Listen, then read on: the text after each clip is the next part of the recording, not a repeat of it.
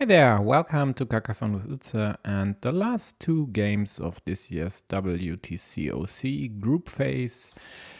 It's time for Slovakia, Italy and Uruguay, Poland. Both are in Group B, where one match has already taken place today, and that was RCP Germany, where RCP was able to win a 4-1, which is exactly the result they needed to leapfrog Germany in the standings and secure a playoff spot here, because if we go to this table, no matter this table here at the bottom, these are the third place finishers for now.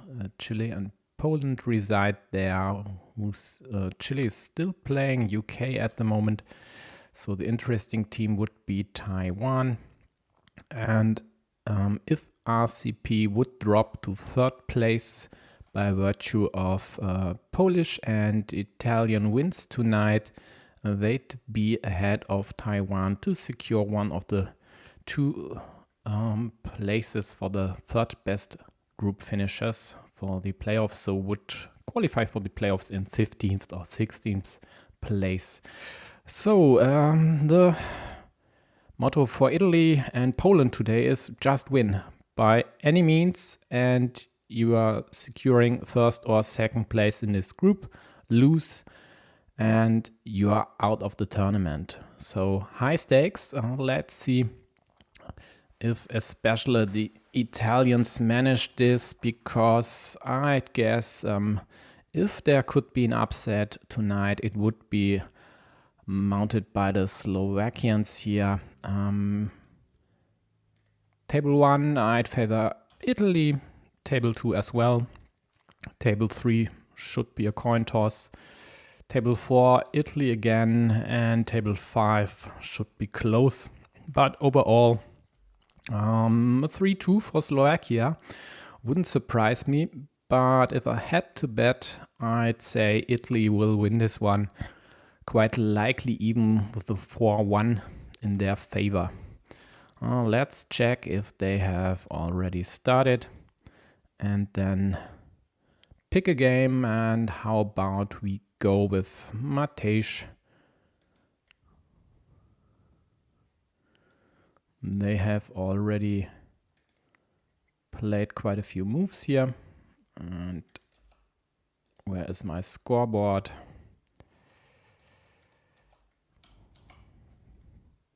There is my scoreboard. So let's open the other tables in the corners again, as usual.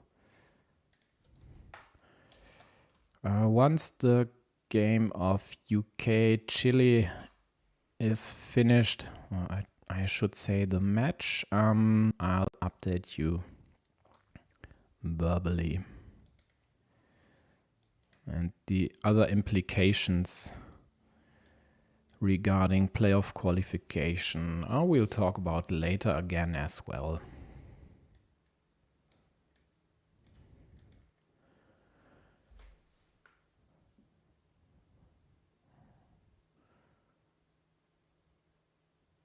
For now, slightly better looking position for blue, having the first monastery on the board, having a city which still could be closed, is a bit prone to attack from the top and might get obstructed or blocked on the right side, but it's still alive. Yellow now tries to create some havoc on the left side.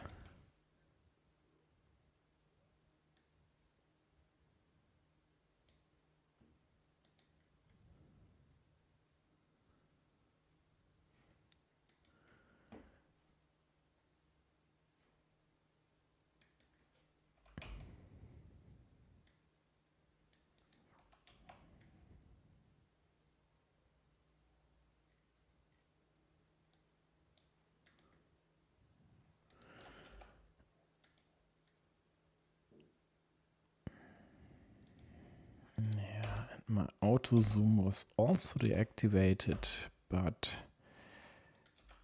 now this should work, hopefully.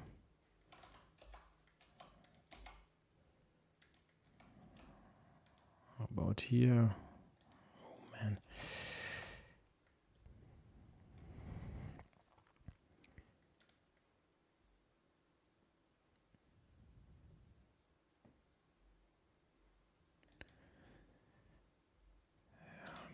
Blue with the next monastery stacking for sure. Now the top city quite likely will become a ruin in the end. Blue attacked the city on the right side. Yellow wasn't able to defend or counter-attack due to just getting the quadruple city here. So quite likely a worse tile in that case.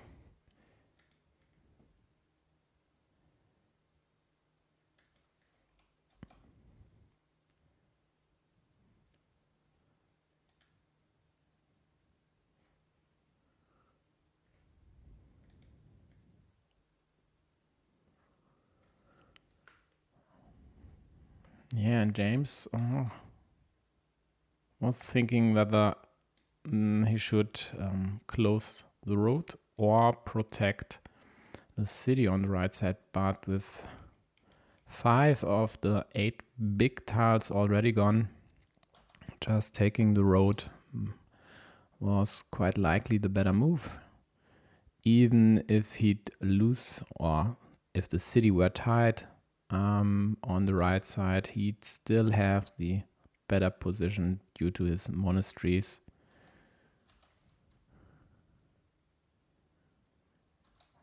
Field in the middle now is at 6 points, so if blue were to go here, I'd say a farmer would be okay, but the problem is they only have 1 meeple in hand, and that's not used lightly as a farmer. Oh, slightly risky move here, because there are still all 3 left-handed daggers in the deck. But they feel the pressure of having only 1 meeple in hand.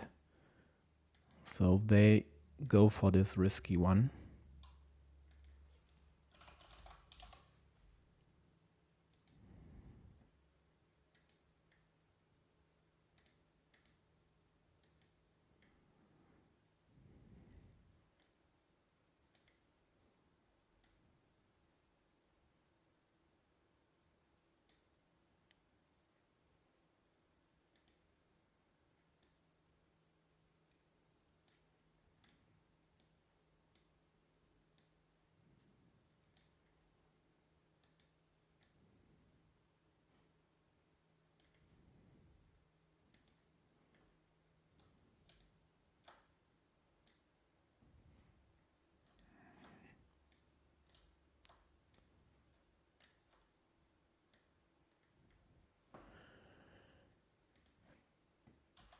And damn it, I was busy configuring things, but this here, well, is exactly the problem I noticed before. So yellow got the dagger and the Dorito, took the city away from blue, and quite likely will run away with this game.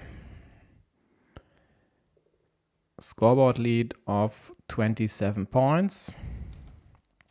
Only countered by this 8-point monastery, 9-point field, this ruin up top.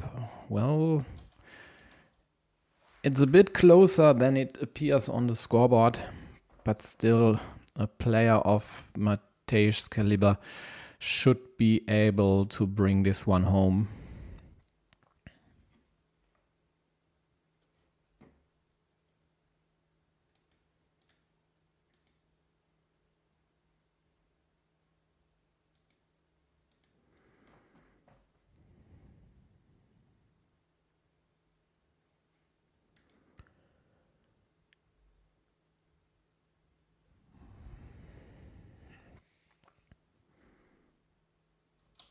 with a splitter still remaining, James could easily go on the left side and then hope to draw the splitter to add these two cities to his field, at least his field for now. It's not unlikely that Matej would attack this down the road if he needs to.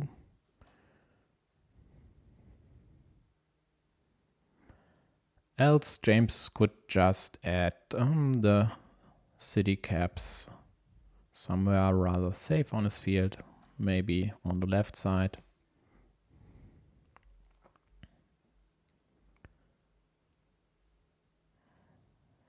And here's the problem for him again. Nice monastery, juicy monastery spot, but you only have one meeple in hand, considering he has quite easy options to liberate meeples. I think he'd still go for this 6 points.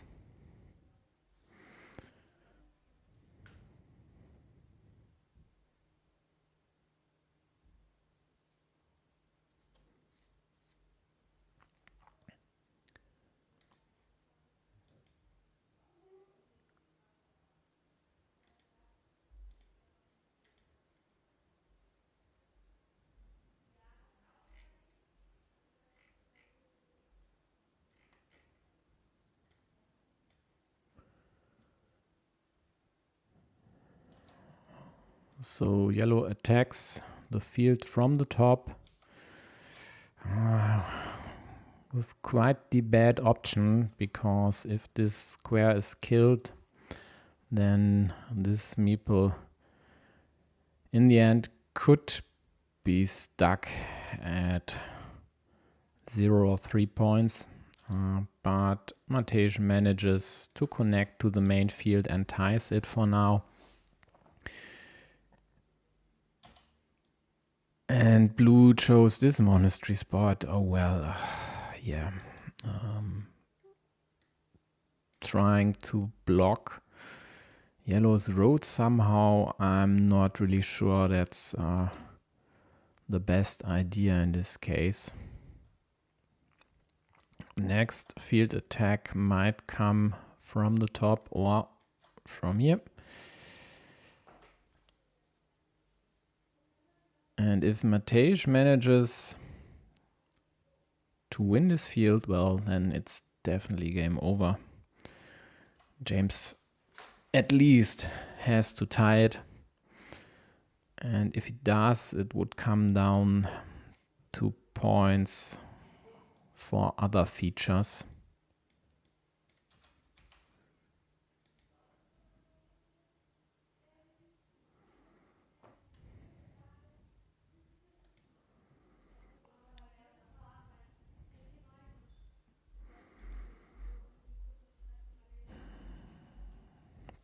Yeah, and Matej is able just to liberate their road meeple. There are still 2 crossroads in the deck, so it was quite likely that he'd be able to do this. It wouldn't surprise me if he'd even go for 3rd farmer here in this game. But he punted at least on this idea up top. Let's see how James manages here. These monasteries both score 7. So blue has 6 points here. Over here 3 for 9 total, plus these 7, 16, which almost equalizes the scoreboard. But then, of course, there's the field, which currently is in yellow's possession.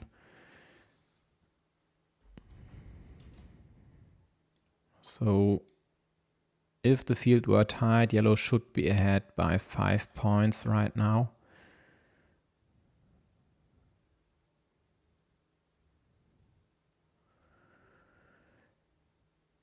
And James pretty much has to attack this. And then we'll see if they manage to score more points here or not.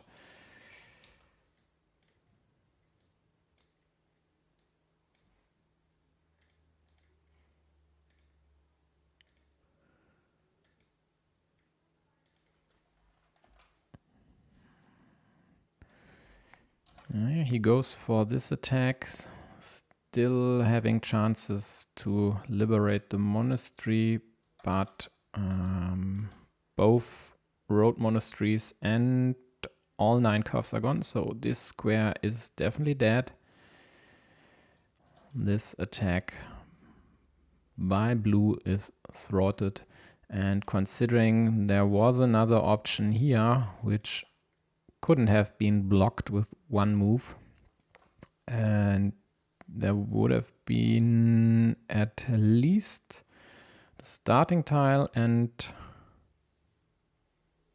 the right-handed dagger to connect. Maybe they should have used that option.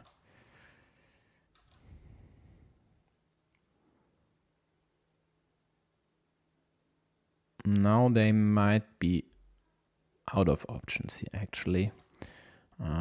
Sure, they could attack here, but I don't think tying the field is enough due to yellow's road here. Both have... Oh, actually, no need to score here.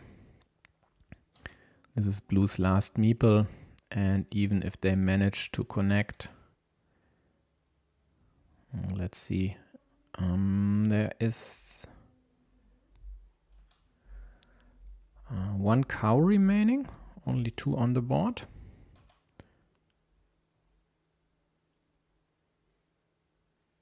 And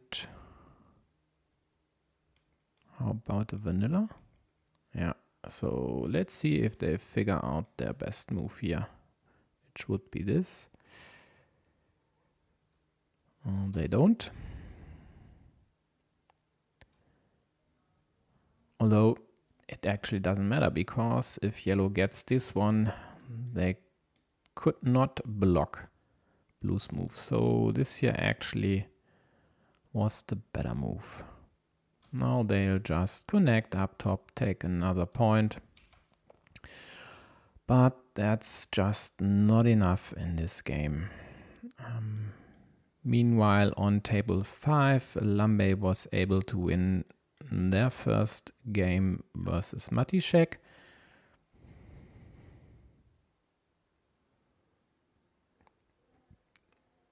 And on table 2, Speed 951 or 951 was able to beat Giulio Timao.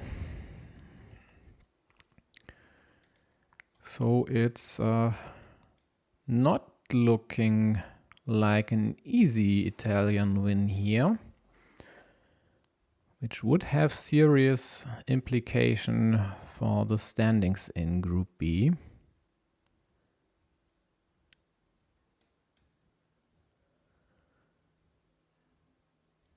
Yeah, did they talk about a break? They didn't, so I would expect them to continue soon.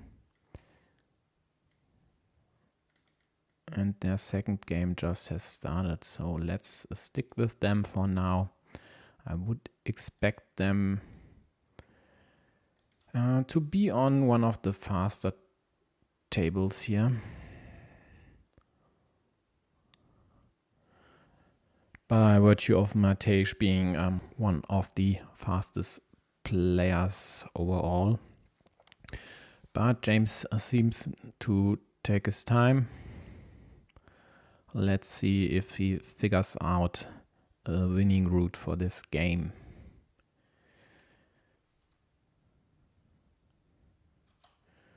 There is a huge field brewing in the middle. For now, both are able to use their tiles for scoring purposes or trying to create cities. But it's quite likely that someone will snatch this field once they get a rather unwieldy tile. Very juicy monastery spot, and whoever will get this will surely have a nice advantage here.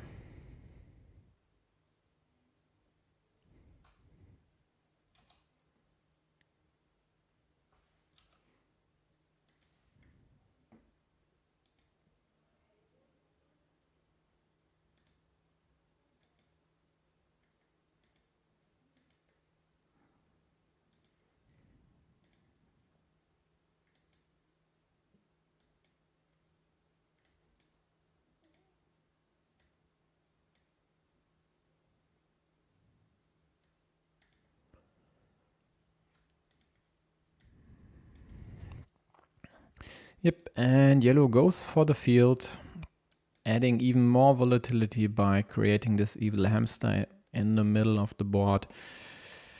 Yep, tough luck. Blue gets the monastery. They were a tad more likely to do so just by being the first player to have a shot. But overall, it's more or less a 50-50 this time.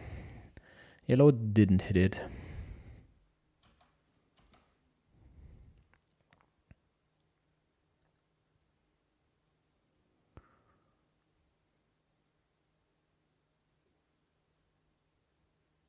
On table 4, Barry 10 was able to win the first game versus Radu. So tying the match for Italy for now. After 4 games, both have won 2. The game between WTCOC and Paulo Verde is still running. Both taking their time.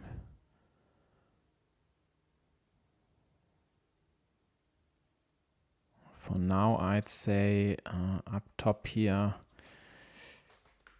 it's pretty close.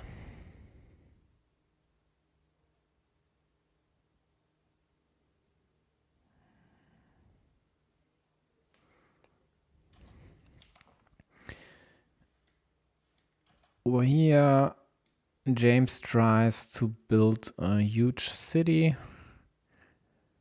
Sooner or later, Matej will quite likely attack this. He still has 3 meeples in hand.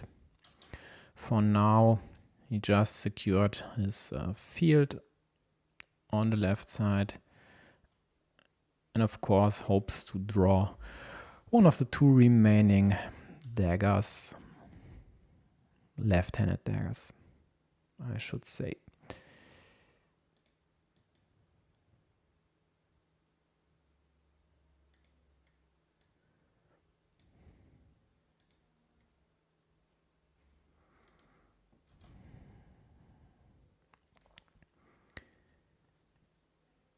James gets another monastery. He could go over here and take the road just to counter a possible dagger for yellow. A more normal move, of course, is just taking this monastery spot on the right side. And this here would have been also quite nice, but prone to be blocked over here.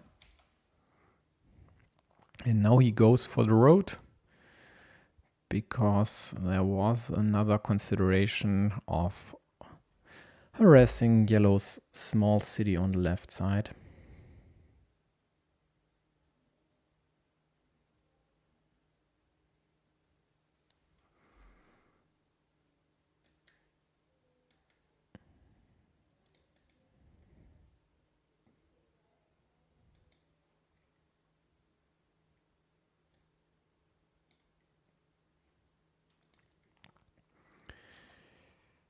Yep, James, what will it be? Okay, more or less playing for the ruin, because in this case there's only the splitter to attack over here. If he had placed the field side up top, then there would be another attacking option. Would be a tad more likely to still close this one. Now I'd say he definitely goes for the ruin here, which is for sure okay with 10 points for this one right now.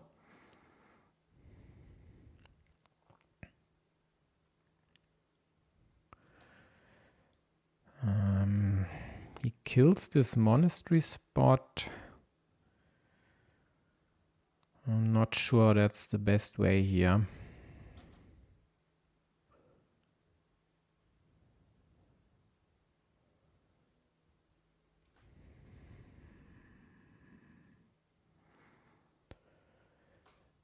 Yeah, Matej has an incentive to close this road, because it's next to the monastery and he definitely needed more ammunition. So another meeple in hand is always a good meeple.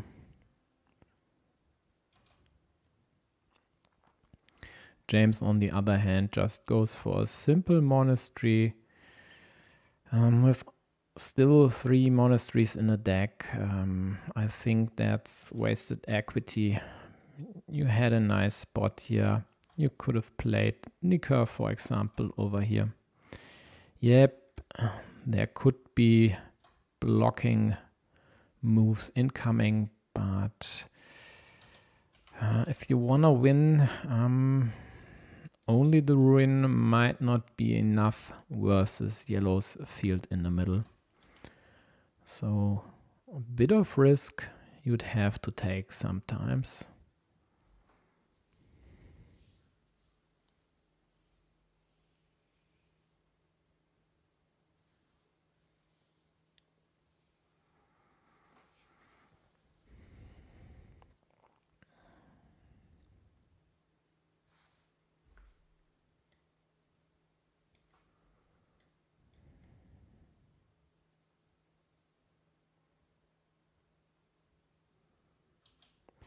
Yeah, this is nice. He takes a secondary field, which still has chances to expand, although there's only 1 vanilla left, but still quite a lot of city caps to close this at the bottom and then mount a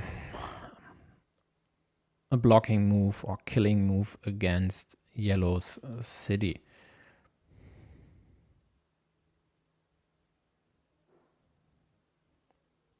Yellow had nothing better to do than to try and kill blue city up top. I'm not sure that's actually necessary here, considering there aren't that many crossroads still remaining. Maybe they could have gone for an attack against blue's monastery, or else maybe meepling this field here. Maybe here as well, although that's not that great because you need the dagger to expand this, so over here would have been nice. But maybe they just want to ensure against the worst case, which would be blue being able to draw a lot of Doritos here and then close this city somehow with another cap or another 2 caps.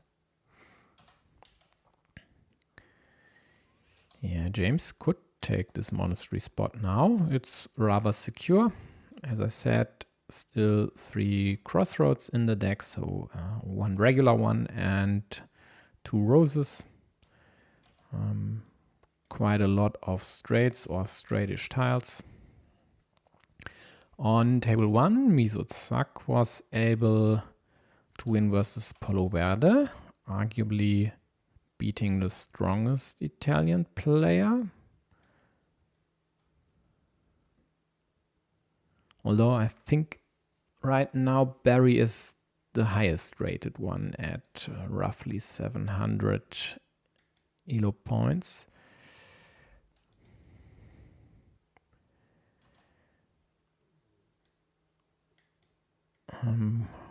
Another preventive move by yellow, limiting blue's secondary field, but still 2 daggers out there to score these 7 points for blue.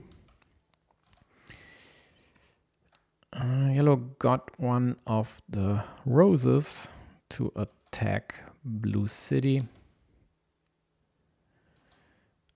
and blue expanded their road, still having chances to liberate their road meeple with one of the 2 remaining crossroads. The horses are all at the top. Yeah, good news for blue by getting the vanilla here.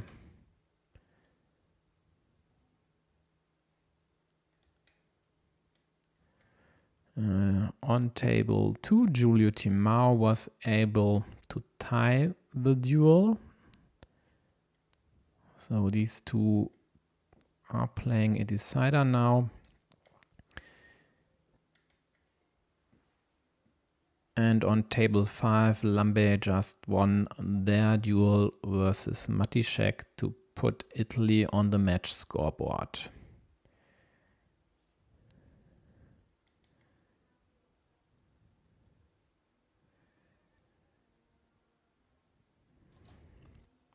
Matej adds more city caps to his field while also hoping to liberate the monastery.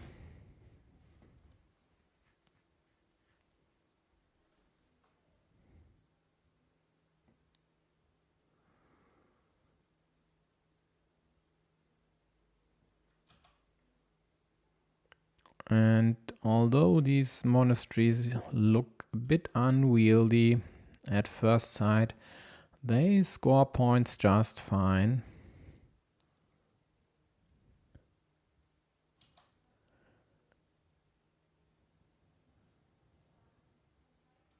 And for now it looks like blue is taking over this game.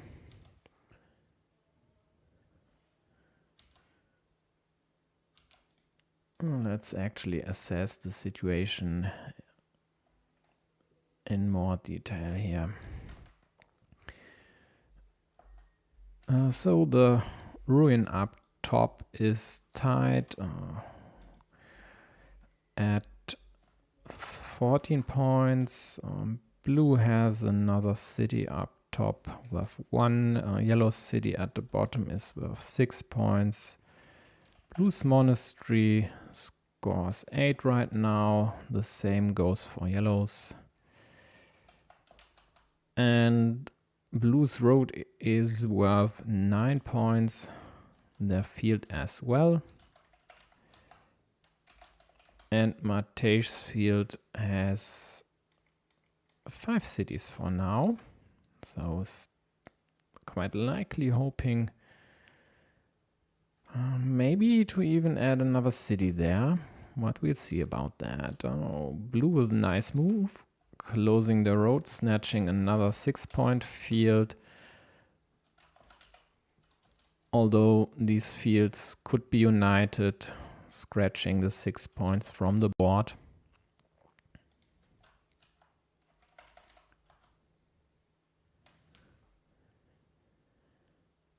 Yeah, and it looked really great for Matej in the beginning, and now he's in dire straits here.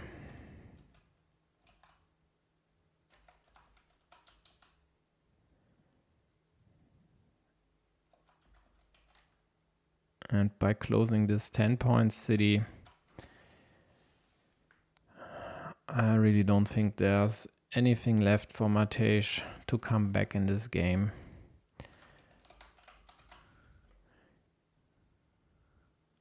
And I can't even put a finger on how he lost the grip on this one here. In the beginning it looked pretty good, but blue's monasteries and this field here plus the road scored a whole bunch of points.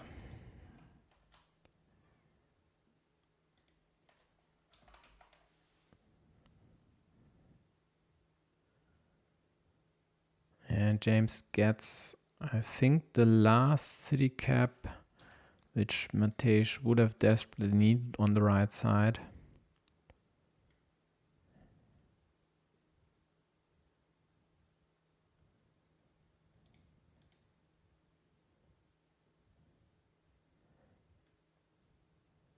Snatches another field, adds another road point. Yellow has no meeple in hand, can't take the 4 points from the city.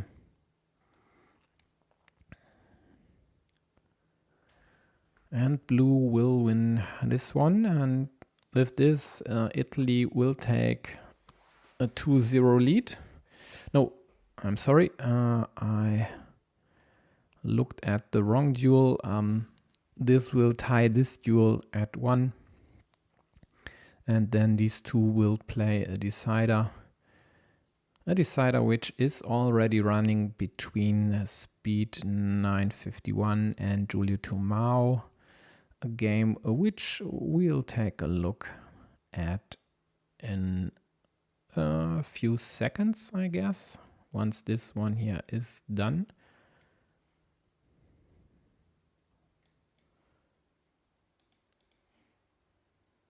So this should be 30 to 40 points in the end for James. Quite a convincing win in the end. 33.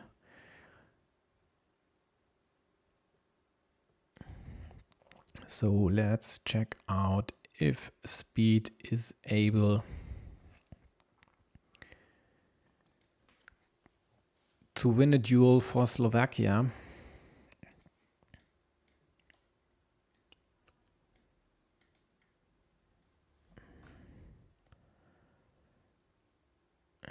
Looks like there is a small problem. Yep, now it works.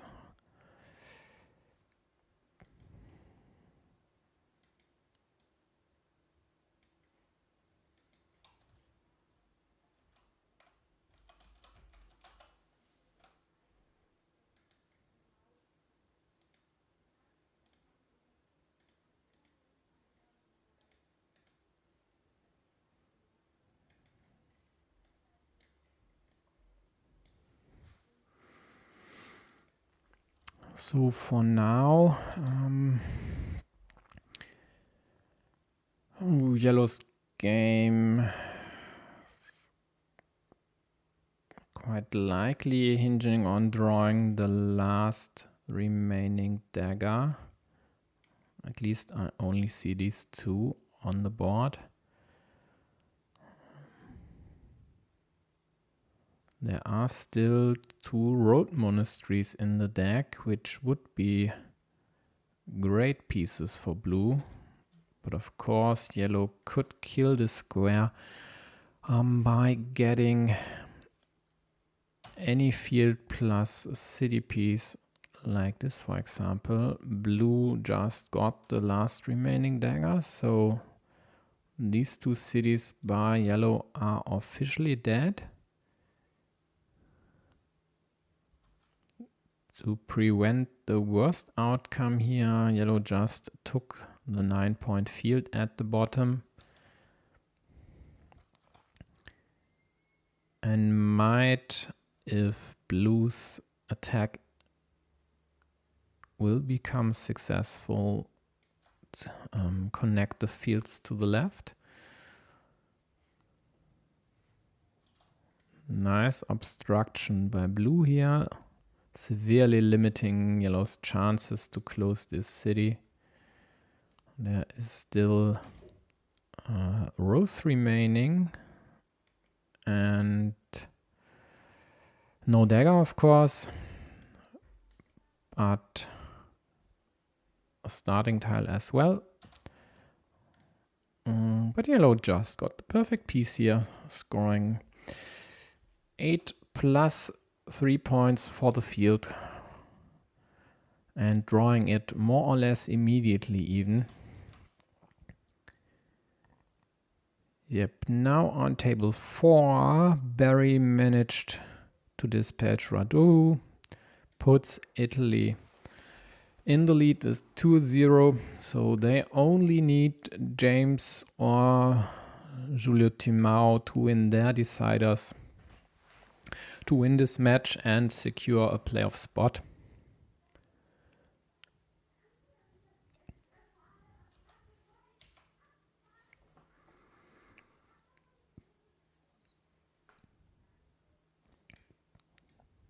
And I actually should have opened Matej's game on the left side.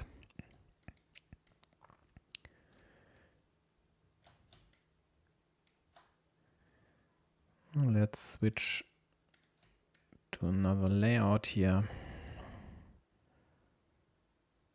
So at least the bottom game has a bit more retail space. I can't really help if it's a vertical layout.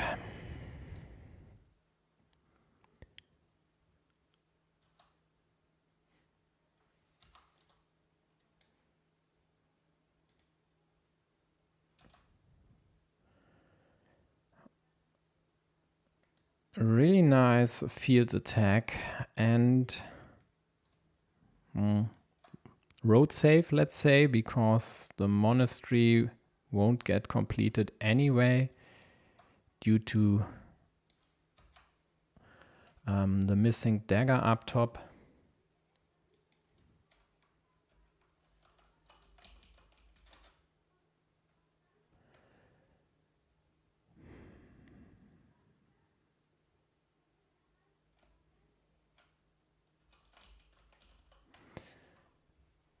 I'm sorry, but my annotation tool isn't working right now. Please bear with me a second.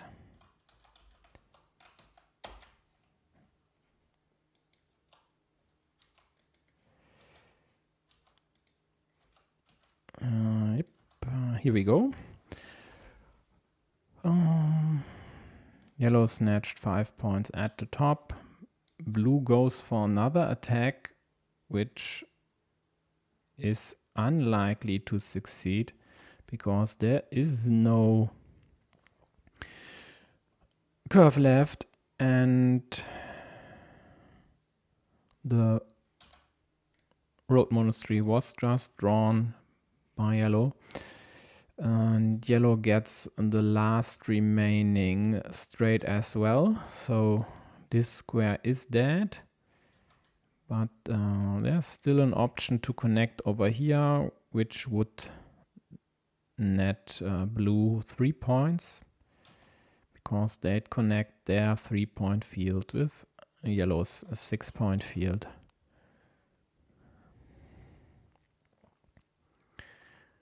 Yellow quite obviously thinks there's still a connection piece left. But I can assure you there isn't.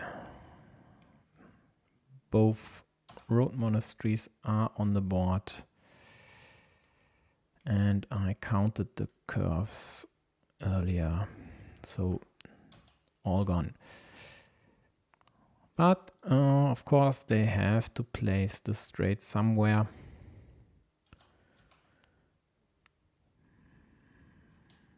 This way though, they just added a point to blue, although blue could have taken 3 points on the left side as well. Yeah, juicy city on the left side, just getting the last open city cap. And there's still a splitter missing. And a vertical splitter as well. So with 2 moves left, still an option to add another city somewhere. Maybe take this field and expand it to 6 points. If yellow or blue, no, just yellow, if yellow would get the right piece or would have the right piece in hand. Blue quite likely takes their best option by securing these 5-point ruin points.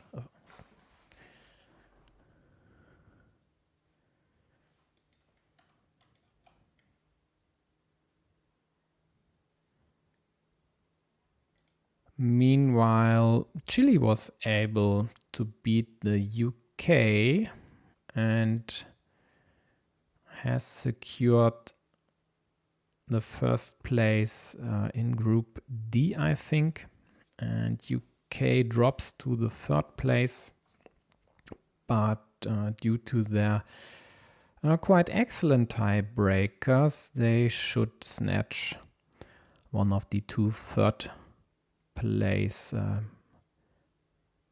spots for the playoffs. Once this match is done, I'll check out the table again. So for now,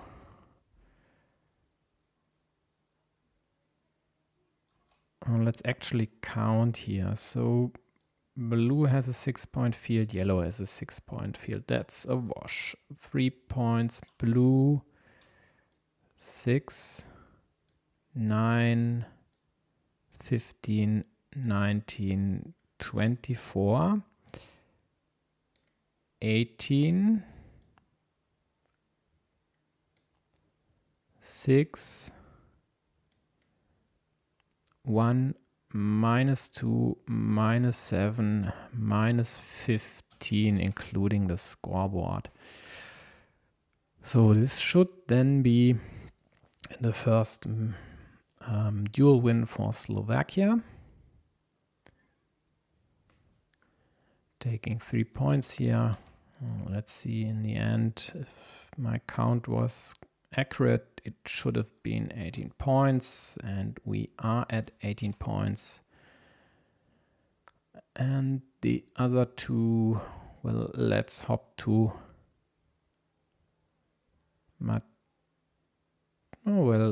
let's check out Misuzak Polo Verde. They are close to the end.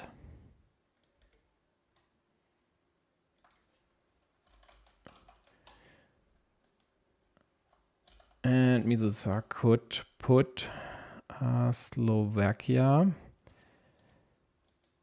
could secure the tie here for Slovakia.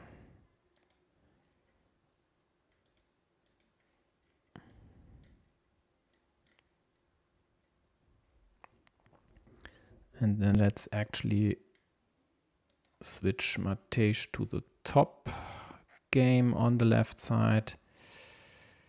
Then I can open the table here.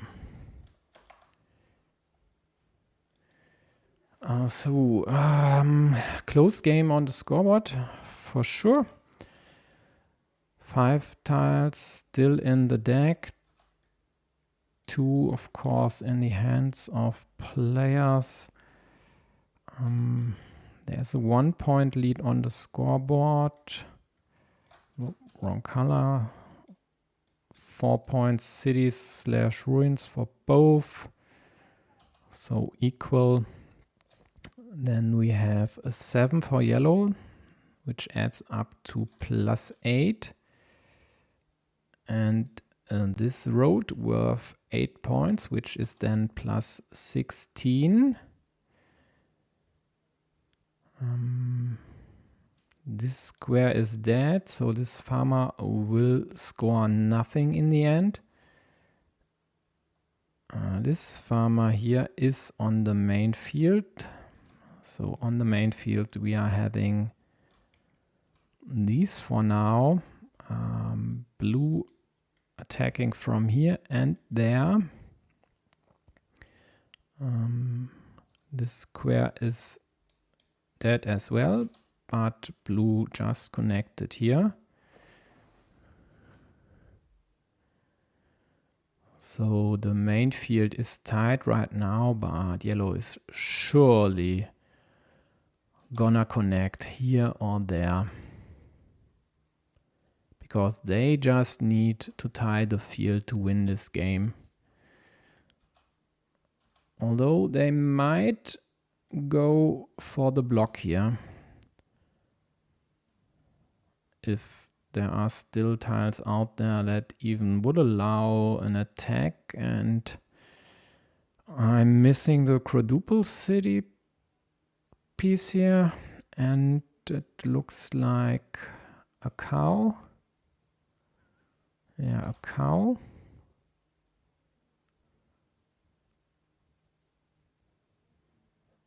And one of the splitters.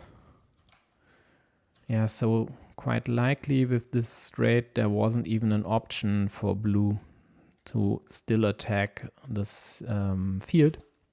They would have needed the starting tile. So then WTCOC will quite likely win this one. And with this, the match scoreboard will be equalized at 2. And then it's down to the duel between James and Mate for the win.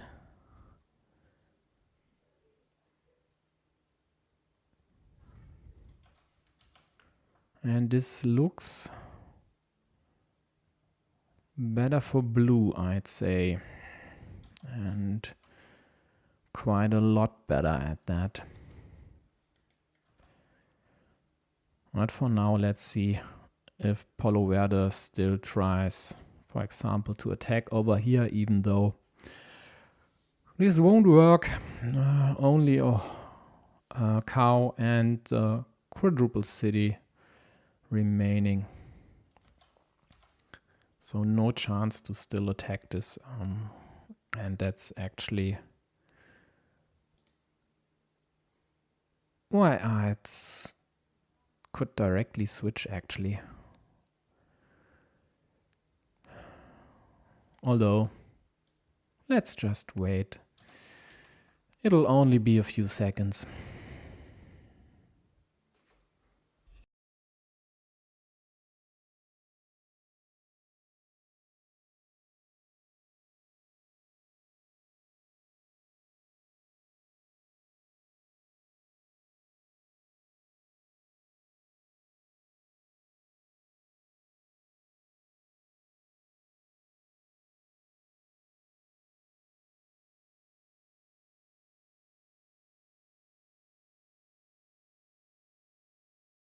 And he goes for the attack, which of course doesn't work. And in the end, WTCOC wins this duel 2-0. Let's hop to Malaysia.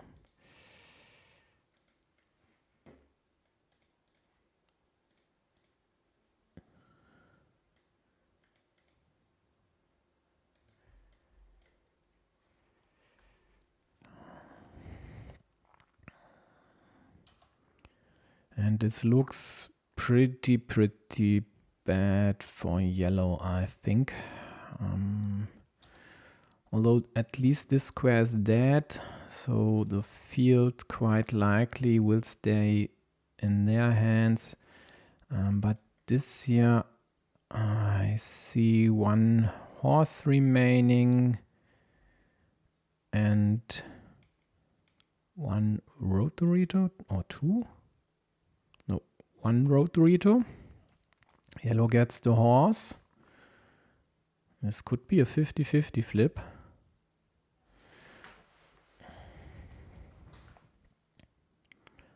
Blue quite likely taking the 6-point field on the right side now.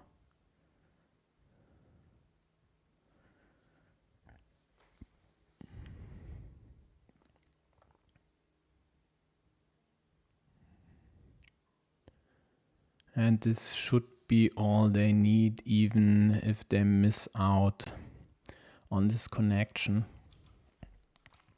Yellow's field in the middle scores 15 points, but these 15 points are more or less the scoreboard difference.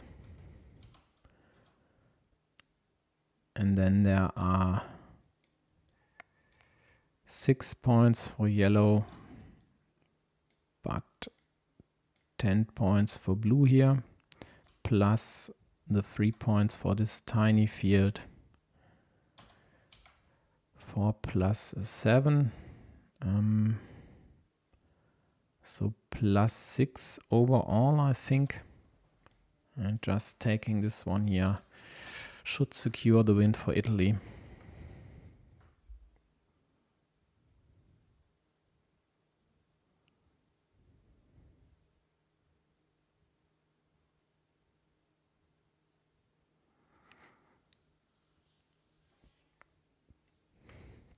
Unless the time runs out.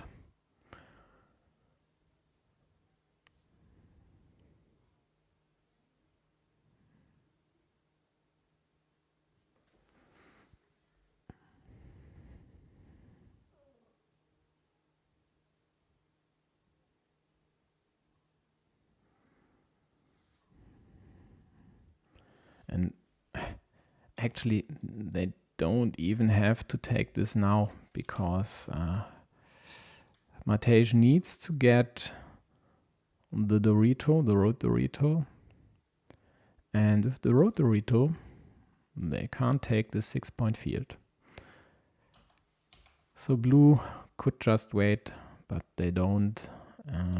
Yellow gets 8 points, but that won't matter, because here comes the road Dorito, which seals the deal. And this then wins the match for Italy.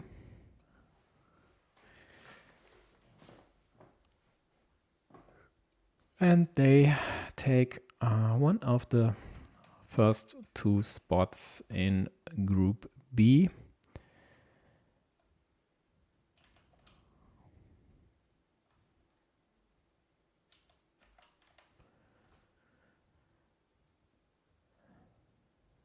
And then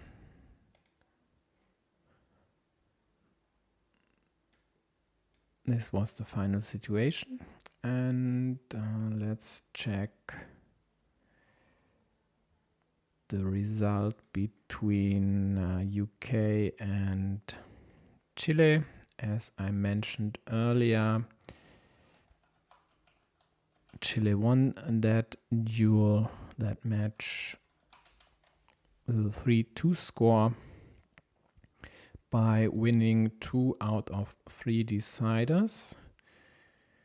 And if we click through the groups, we'll see that there's only one match still left, and that's Uruguay, Poland.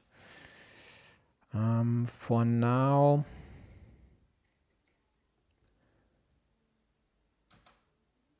these are the qualified teams without the Polish result. So UK is definitely qualified because they have the best tiebreaker of all 3rd place finishers, and this won't change.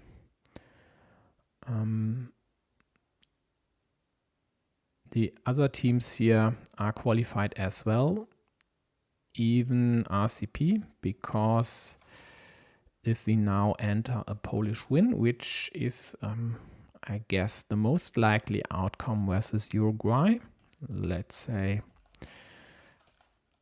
a 2-3, then Poland, of course, would qualify with 3 match wins in 4 matches played.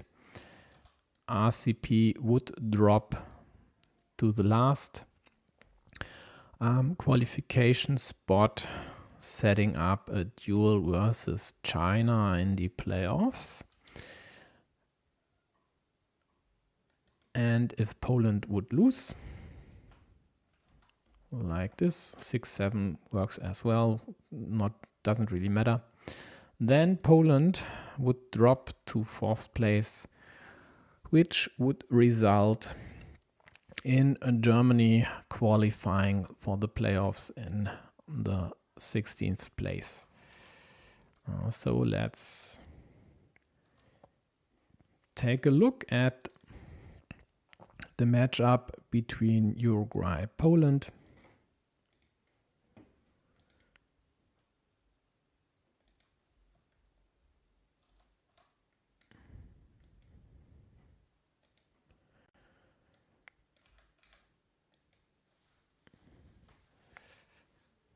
So there we have it.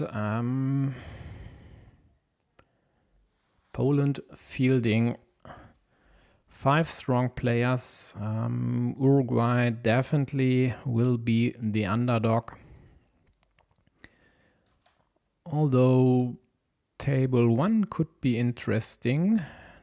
Table 2 should be a clean sweep by Tomaszek. Table 3, I'd favor UI Scooty for sure, but BDDL is no slouch, so an upset is possible. The same goes on table 4. Of course, I'd favor empty UU.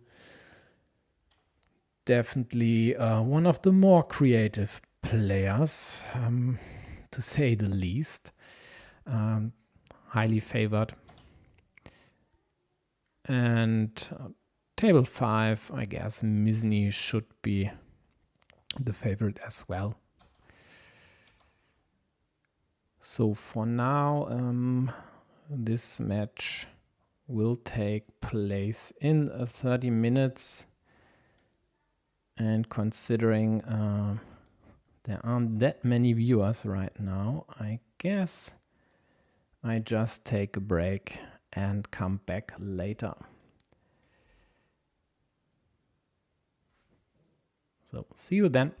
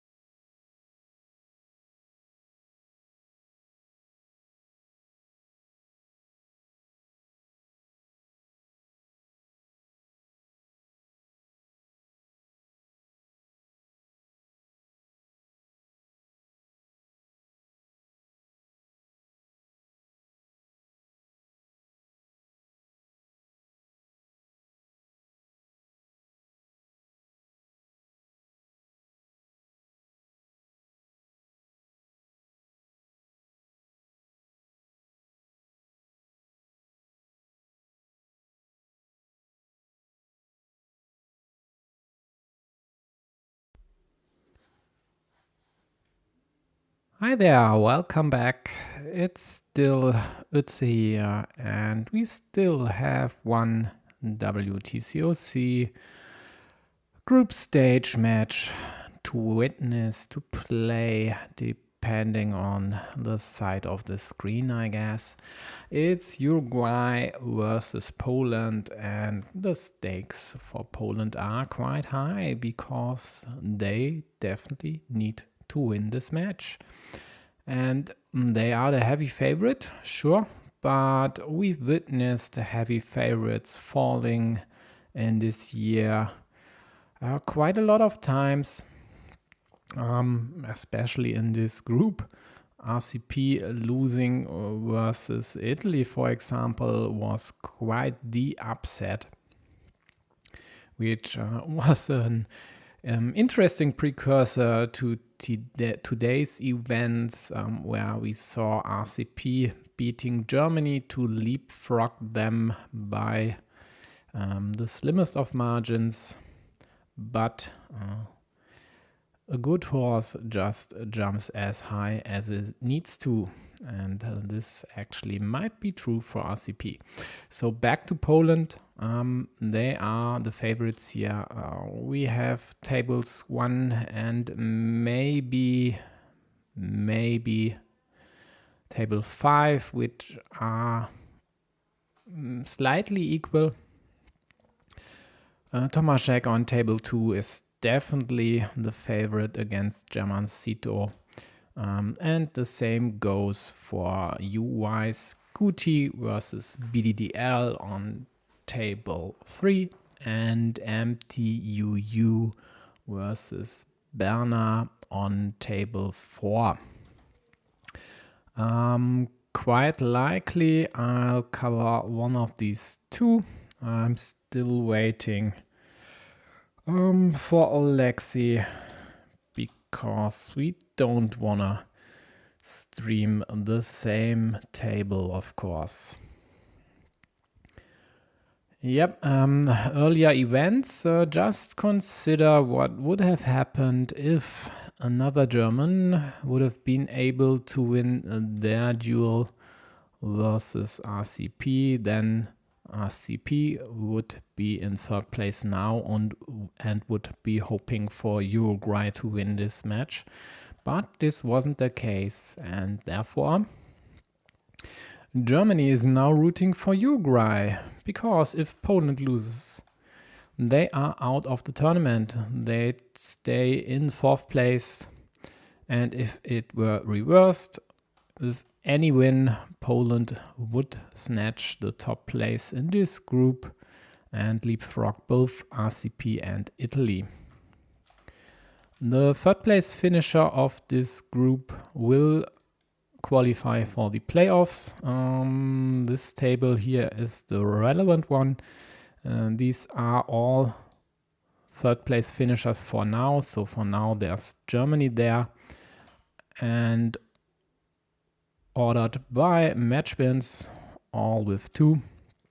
And then dual difference, there we see UK securely in the lead, and the second place will fall to whoever lands on third space in Group B. These two teams then qualify as on 15th and 16th place. Actually, that's this table.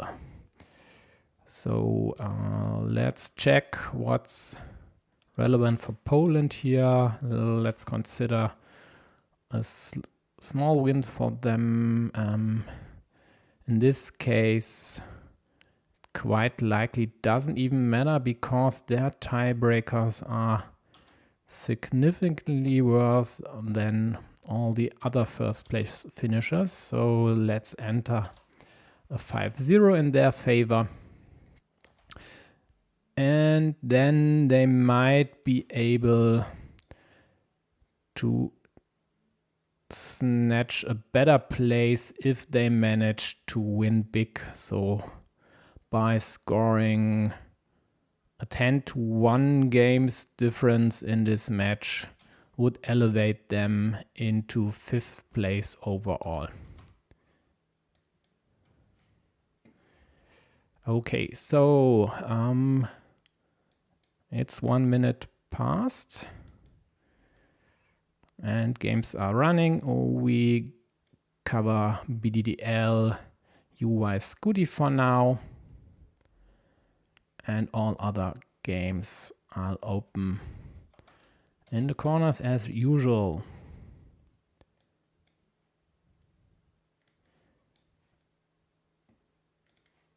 Let's hope the Alchemist and Misny will start as well.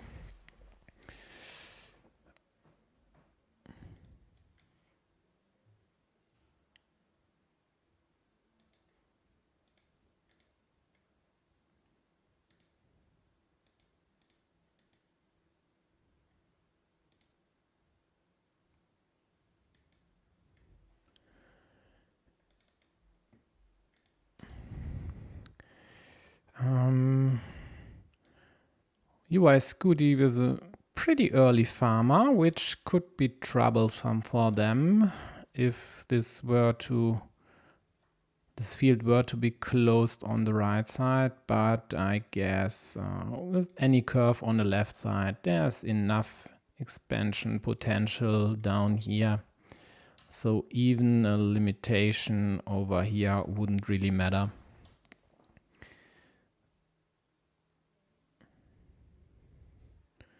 Yeah, yellow takes these roads, obstructs blue's city a bit, and devalues the connection option for blue, because whenever they'd add a Dorito here, yellow would be able to block or take a counter move.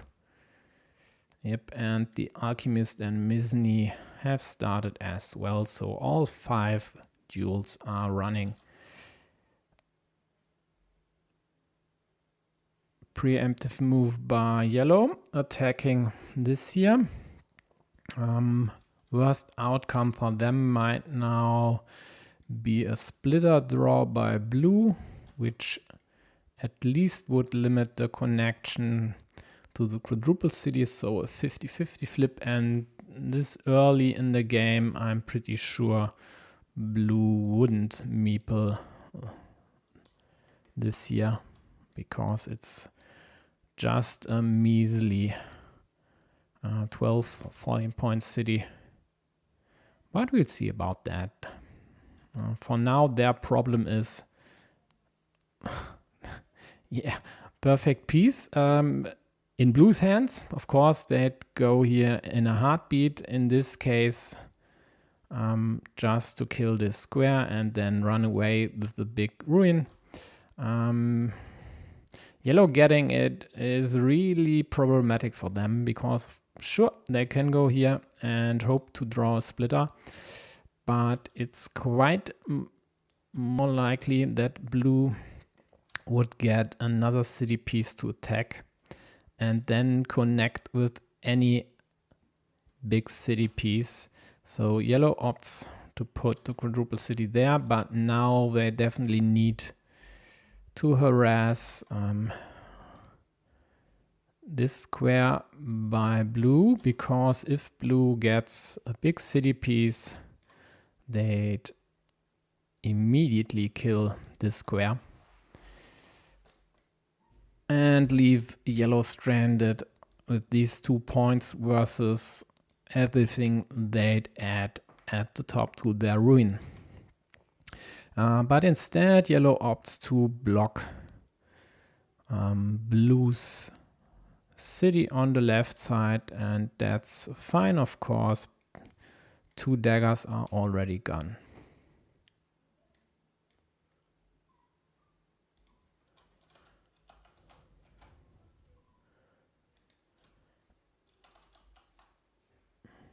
That's an interesting choice by blue, actually. But I guess they are just playing it safe.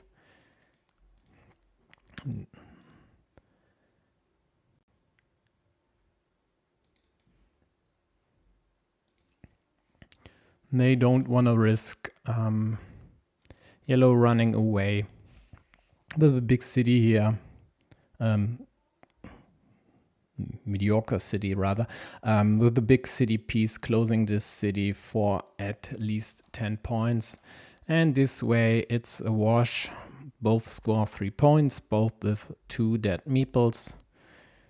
And in the long run, if yellow manages to close their road here, blue quite likely will have the meeple minority by virtue of their early farmer and the severely limited city on the left side.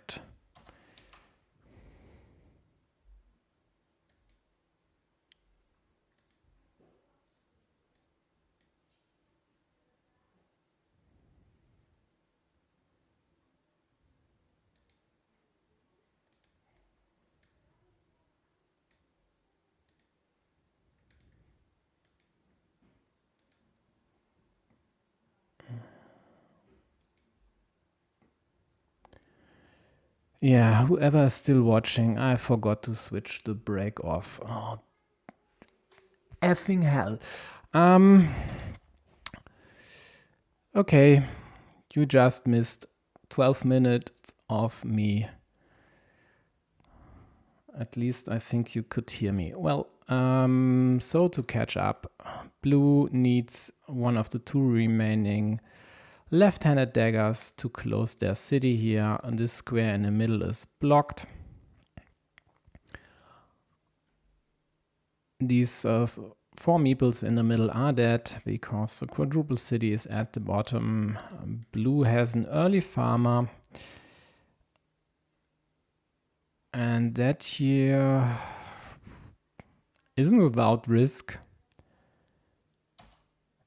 for yellow, but there are still 3 horses left and 3 starting tiles. No, 2 starting tiles. One was placed there.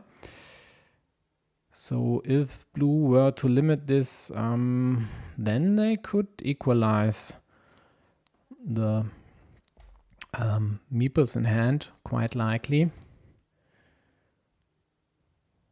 Because liberating this one should be rather easy. Yeah, sure, they go for the obstruction.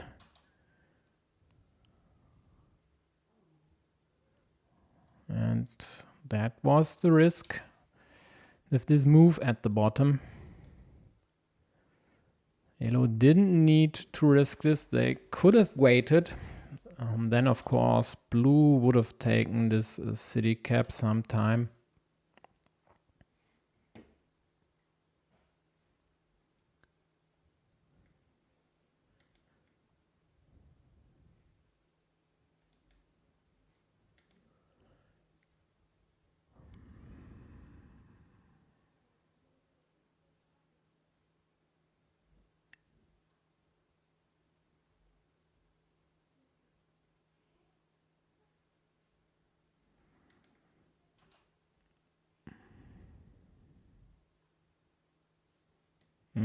Yellow trying to at least block blue's road a little bit, but I'm not sure wasting a monastery is the way to go there.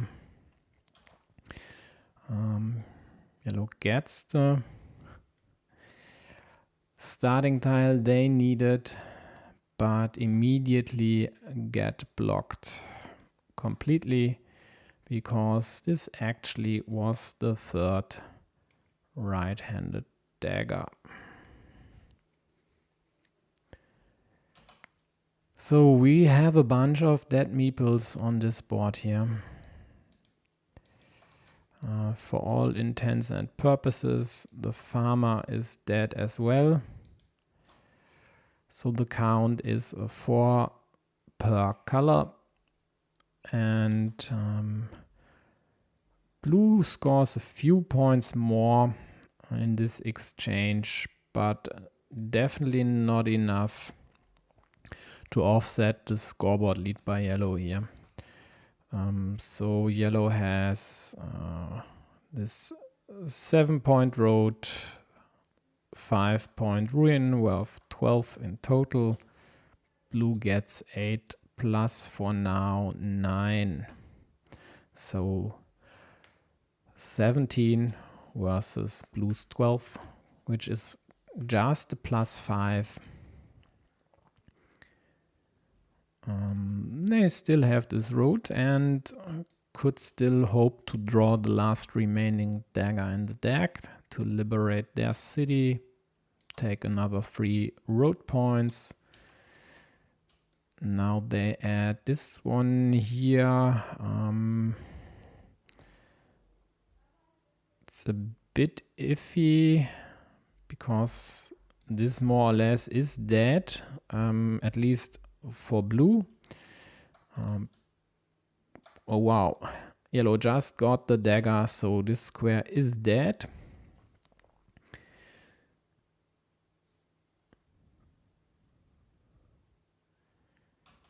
And blue's field actually extends all the way to the bottom, which I have missed so far. And now is worth 21 points due to 7 completed cities. And then yellow for sure has to attack this later, unless they manage to kill blue's road as well. Any city piece on the right side would of course kill this because all daggers are gone.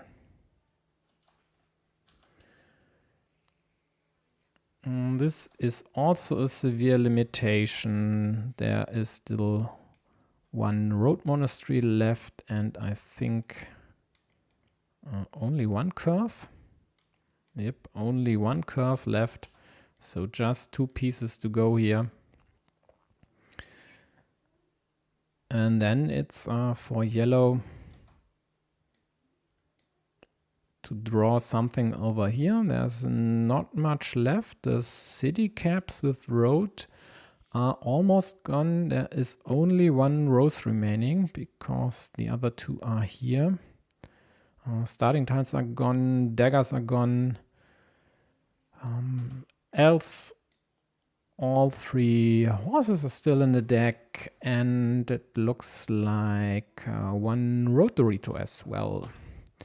And it's a shielded one, so additional points for yellow.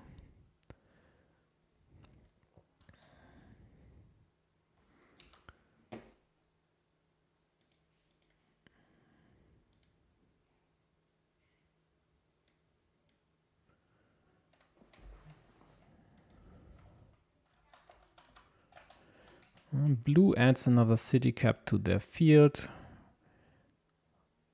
which yellow should just take. And they do. Add another 4 points to their scoreboard, but also the 8th city to blue's field here.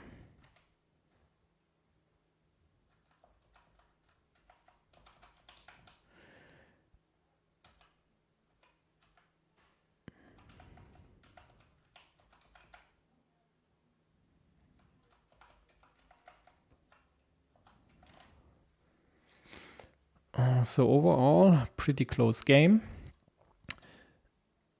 And yellow takes this city. Bit iffy.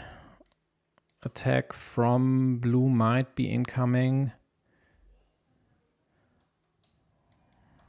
Still, of course, the 3 horses and the aforementioned Dorito is still available, but a limitation is a limitation. If blue doesn't play against this, there'd also be the 4 cows, which are still unaccounted for in the deck.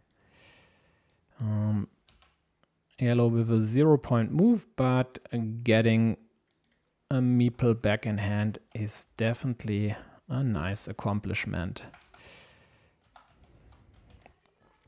Blue immediately blocks a possible field attack.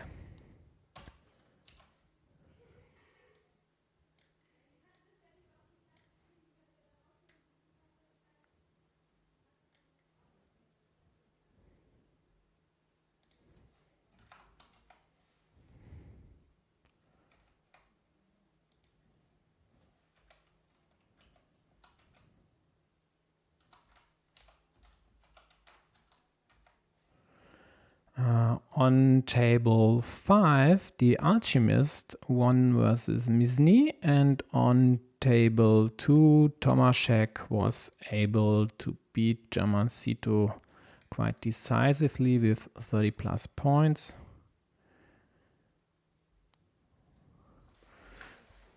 So for now it looks like Uruguay has better chances than expected to upset Poland here.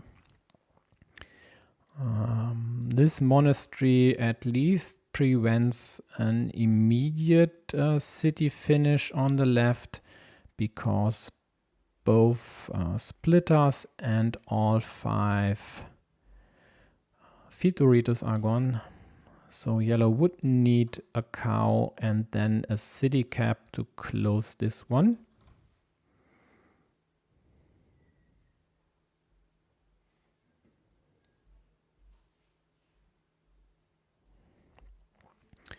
But for now, yellow should be ahead in this game if my accounting is accurate.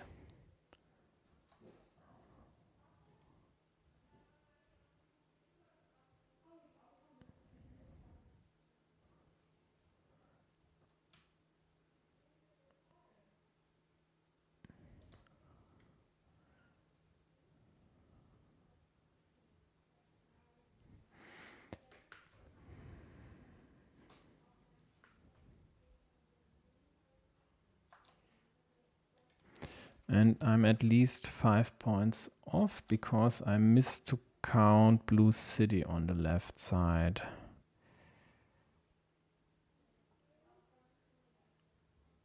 I hope yellow doesn't go for meeple here, because this square now is dead. All curves are gone. And with 1 point down in the total score, but a second meeple in hand, yellow should be able to win this. There aren't many city caps left. The ones with road are all gone, because this was the last. All splitters are gone. And it looks like there's only one vanilla left. So blue won't be able to add more cities to their now 29-point field. Yellow adds 2 points to their city on the left side, although this is a ruin, because this won't, or there's still a chance to close this. Vanilla here, and then the last Rotorito would be actually a nice sequence for yellow. On table 1, Mendeleev was able to win 54-42. That's a game with quite a lot of blocks. Quite many empty squares here. 1, 2, 3, 4, 5, 6, 7. Yeah, nice one. So Uruguay doing all they can against the Polish masters. UI Scooty killing yellow's city on the left side. Meanwhile, yellow took 3 points for this road.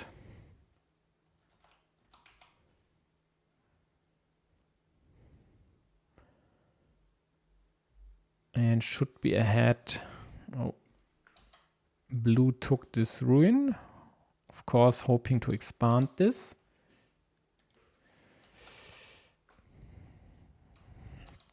So BDDL with 2 meeples in hand could just take this piece to prevent blue from extending their ruin. Which blue now will do. And blue takes the lead with this, if my accounting is accurate. Of course, Let me double and triple check, but I think I should be spot on.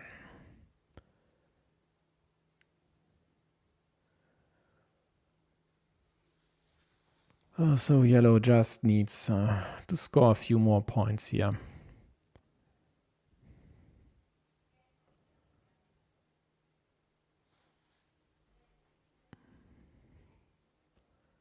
So +2 yellow. And then they should get the last remaining horse to score another 3 points somewhere.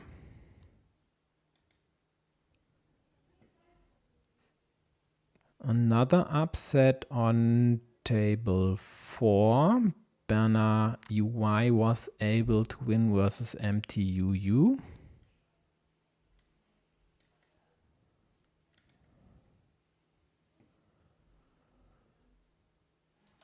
Yeah, so another 3 points for yellow, and in the end it should be a 72-67, and for once I got it right.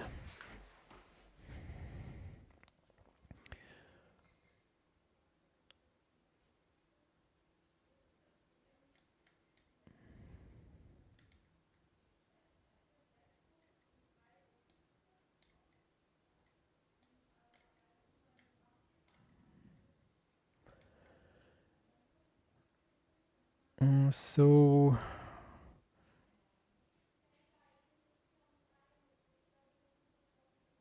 let's check out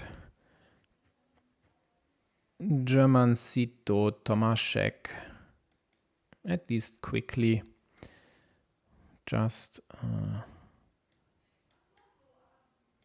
to check what's happening there.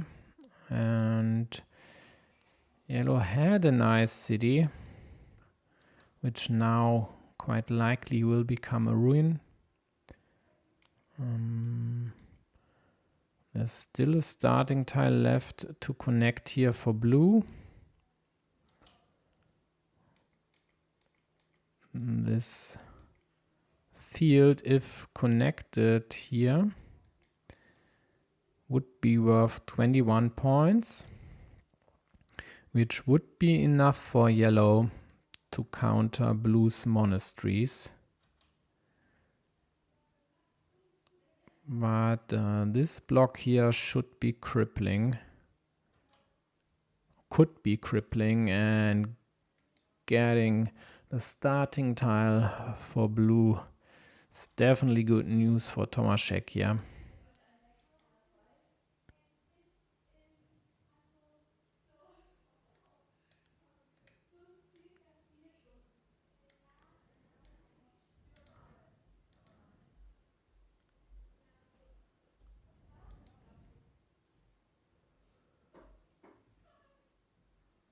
Blue taking more points. In the end, if they continue, they might even be able to win without the field, or without winning the field outright, excuse me. Taking another 5 points.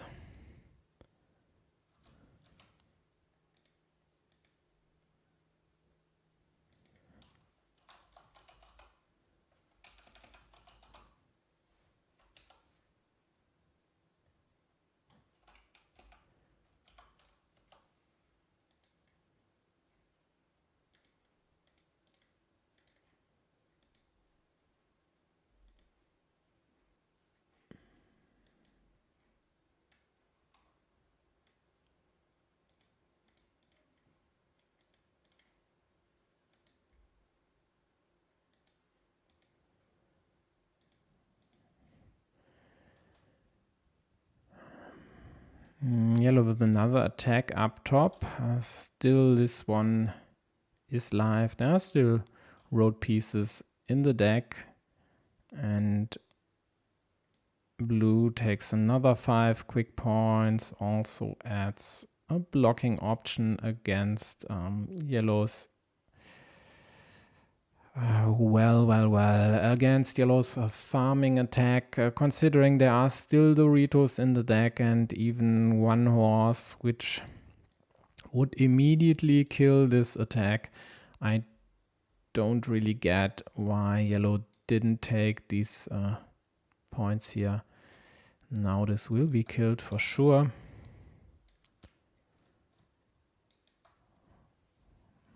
Tomaszek just counts and figured out all starting tiles are gone. So now that the main field is tied at 3 farmers each, and blue has a scoreboard lead of 17 plus 8 is 25 minus these 12 points for yellow. Blue is ahead by 13. Now even attacks here. Yellow immediately defends, but without winning the field, they won't stand a chance here.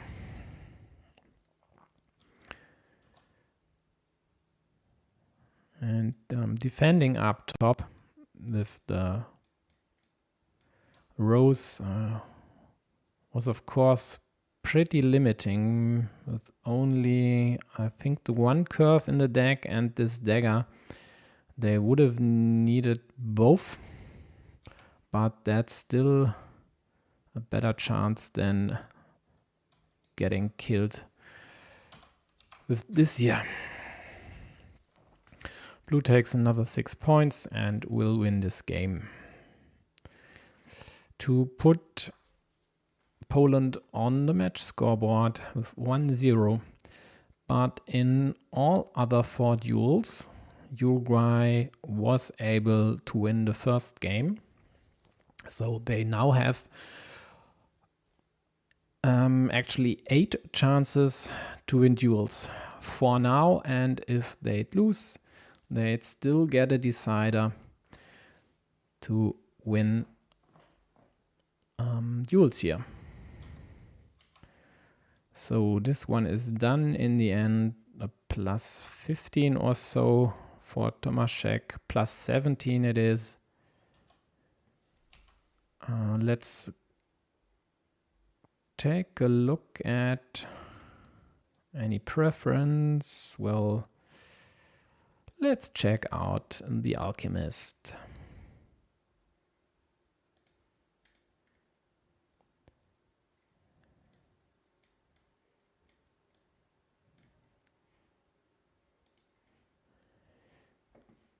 So what's up in this duel? It looks like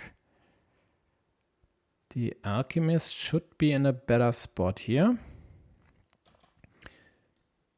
21 points on the scoreboard. 8-point road, 6-point field. Main field is this one, which is tied right now. The top one is tied as well. And the Alchemist just connected blue's farmer there. And now tries to thwart blue's double attack on these fields.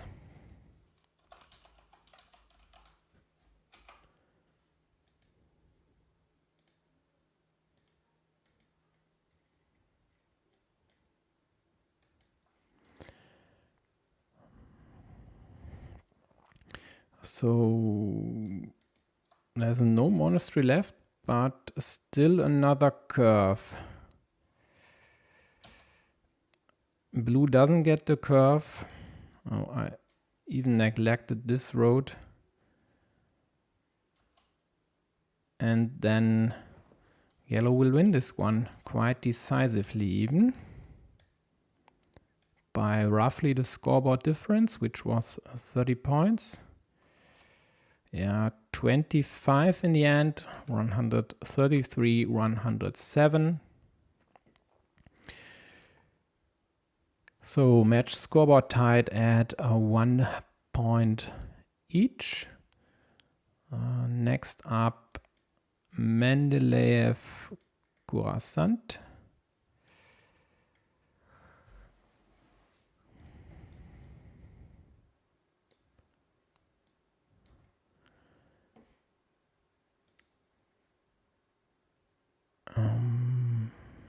Slight lead on the scoreboard for the Polish player. The 8 points plus these 16 is 24. Minus 6 is 18. And then we only have fields to count. So 18 for blue. And this is an 18-point field in yellow's possession for now.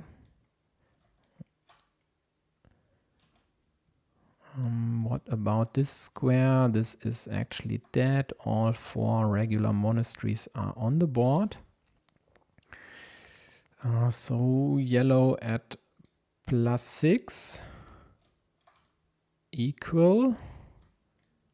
Blue at +9. And yellow trying to snatch the 6 points from the top field plus a 5-point road. So getting a curve over here would be an 11-point move for yellow.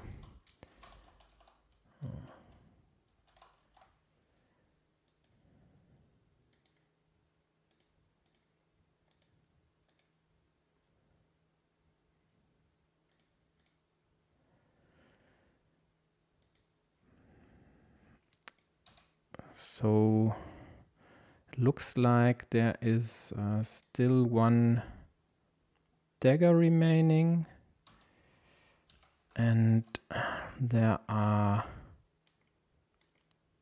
Rotoritos remaining, and still 1 curve after this one.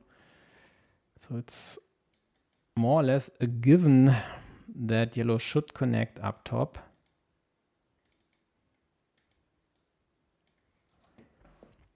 For now, they take 3 points at the bottom, just like blue took 3 points up top.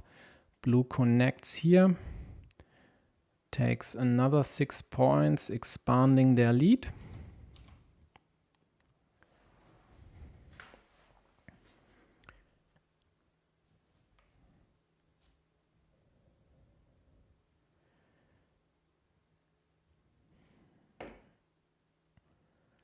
And Mendeleev again doesn't get a curve.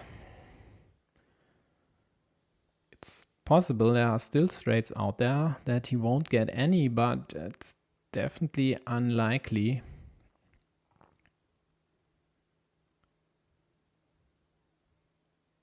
No, it's not possible anymore. There's only 1 straight remaining. I missed this one. So there's 1 dagger each and the 2 Rotoritos to connect here. So yellow definitely will get one. Their main problem would be that with any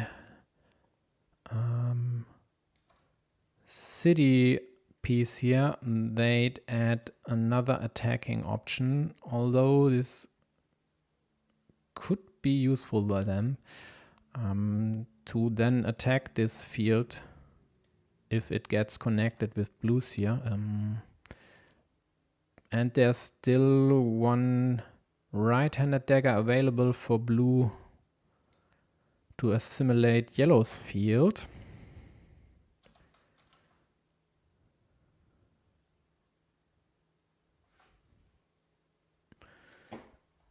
So let's actually whip out the scoreboard here.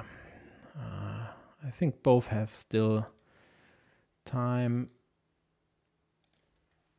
So this might work out, and there's actually not a lot to score. So blue has 16 points for their monasteries. Yellow takes a 6 there. Yellow's field on the bottom is worth 18 points. And there's a shared field on the left side worth 6 points. And a 9-point field by blue plus a 6-point field by blue. And that should be all. So blue does what they had to do, takes the 5 points. Even though they now share another 6-point field with yellow, this in the end should be enough, because yellow just got the worst tile in the deck. They really can't do anything with this except for preventing this connection here, because blue could have used it here. And now no monasteries left. This was the last field Dorito. The diagonal splitters are gone. No regular curves left. So this square is now dead.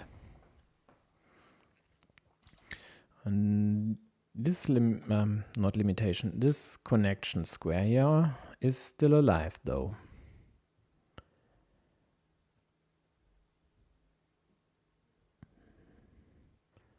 And yellow's problem is they can't attack the field, or any field for that matter, with this piece.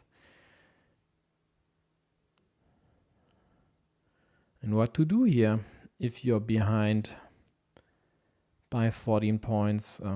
That's definitely way too much.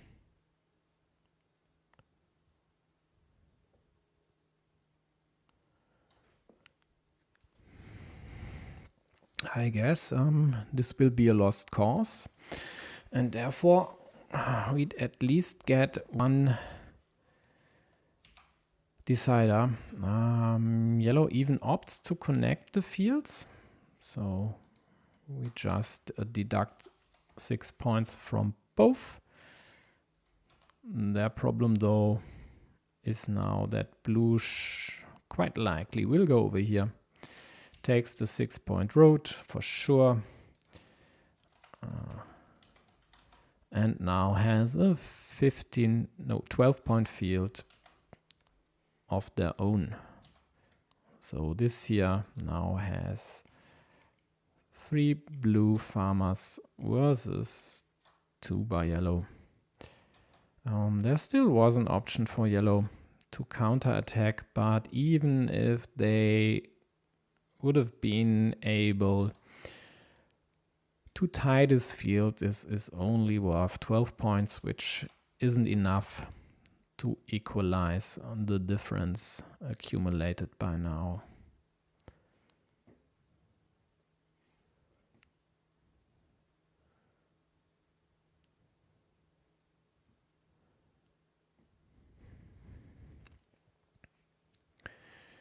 So I guess this one is done. Let's go back to BDDL UI Scooty.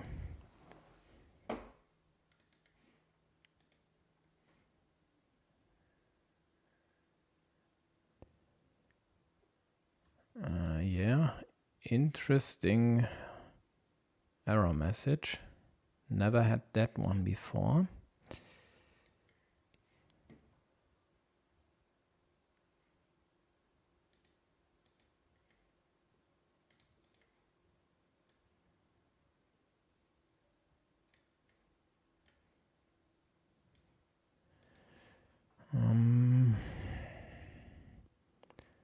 Should be pretty close. So 10 points blue on the scoreboard.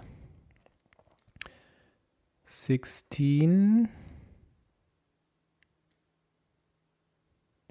25. 22. 7 equal.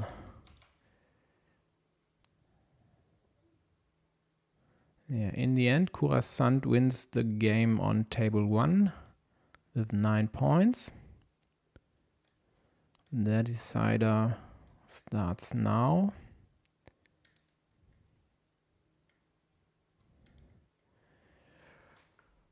So an equal score, which begs the question whether Yellow City is still alive and if UI Scooty should or could do anything about this with his straight right now.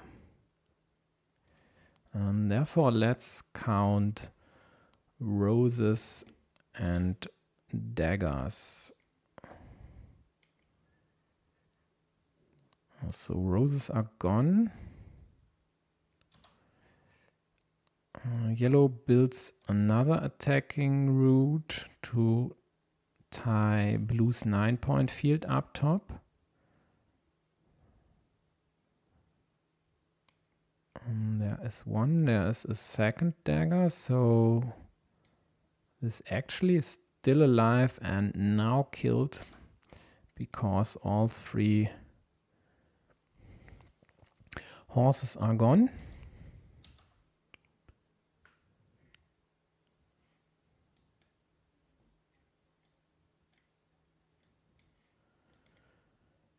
And if blue completes this city here, they are golden. Of course, they'd meeple the new field, and so this would be a 9-point move, more or less killing any chance, any hope of yellow in this game.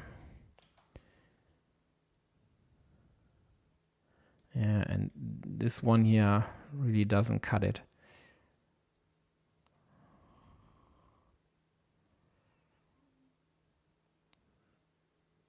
For example, no, I think all straights are gone, starting tiles as well, and crossroads too, so this wasn't an attacking option. Blue with an insurance road, so if yellow connects up top, they'd add 2 points to blue's road. So UI Scooty should win this one here with, let's say in the end, 10 points.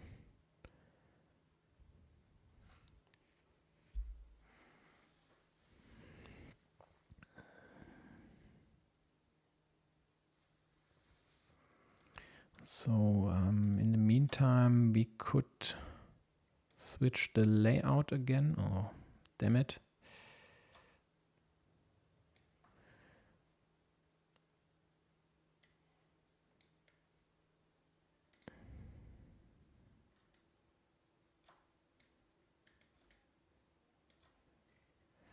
So bottom left is MTUU versus Berner UI.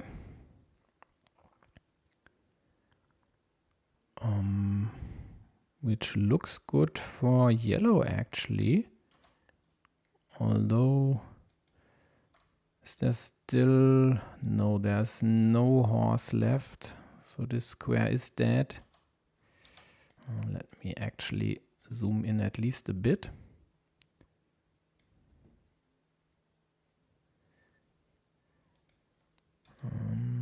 This is tight, 5 points blue, 11 blue,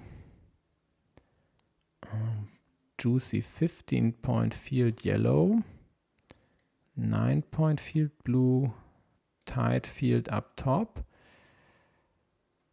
And I'm not sure who won this game.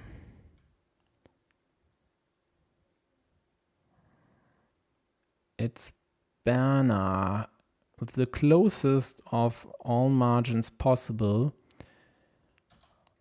due to a tie and being the not starting player. So Uruguay takes a 2-1 lead on the scoreboard. UI Scooty wins their duel versus BDDL. Excuse me. Hold your horses. Wins their second game and forces a decider in their duel versus BDDL. So the Polish players have 2 deciders running and they need to win both to secure a playoff spot. Whereas Uruguay would only need 1 win out of these 2 deciders to upset Poland and oust them from the tournament.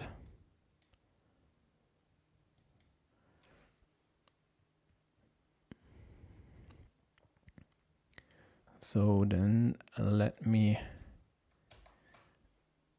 actually check in the background which of these games Alexi is covering, because we really don't need 2 streamers covering the same game.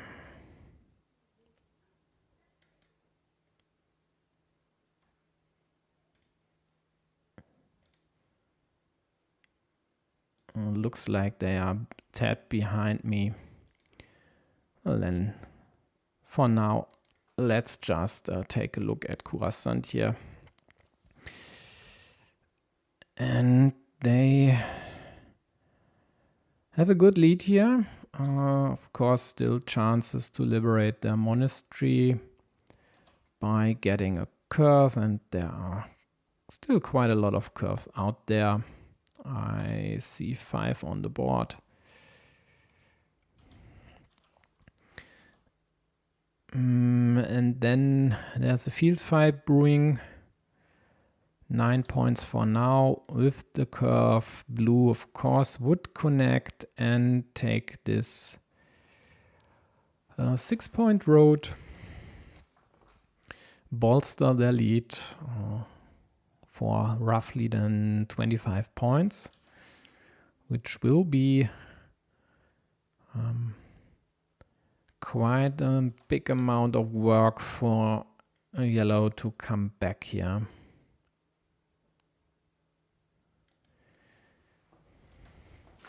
Yeah, now securing the field should work out in their favor for sure.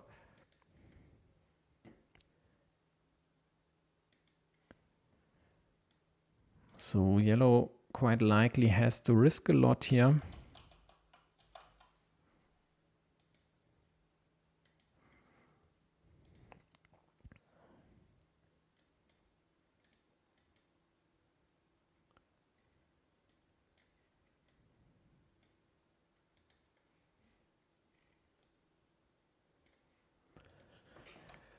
And they do. They go for the field attack. They for now have the meeple majority, and that's exactly why I really don't like this just dumping the cow.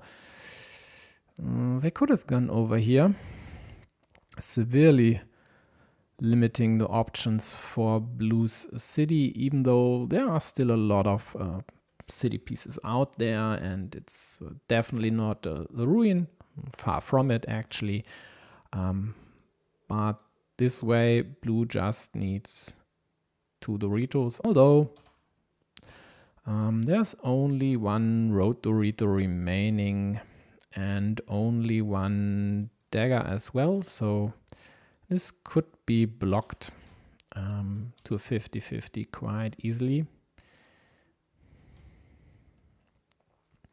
Blue doesn't go for this block here, because who knows if you'd get another curve with only 2 remaining, liberating the monastery meeple, snatching the road, connecting your farmer. Of course you do that move in a blink of an eye.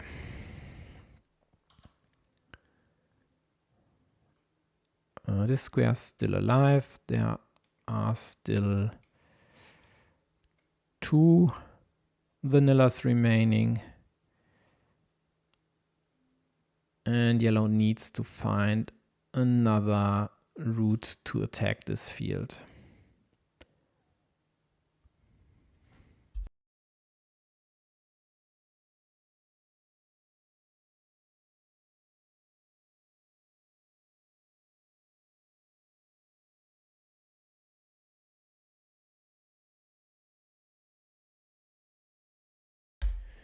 But even if yellow were able to do so, at minus 20 already on the scoreboard, as it stands now, blue doesn't even need to tie this field. They could just live with scoring a few points here or there, but as long as they are able to fight for the field, they surely will. And if in the end they'd lose it, but would have scored a few points on the side, they won't mind.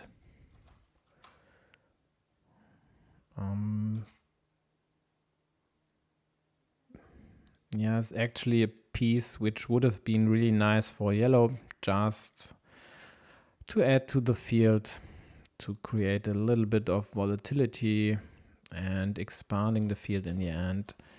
Blue's move here is a pretty wise one, just taking the secondary field, which is at least worth 6 points. Yes, expansion potential for sure. Yellow got the penultimate field crossroad. 3 are gone. Blue defense to at least have a chance to get the last one.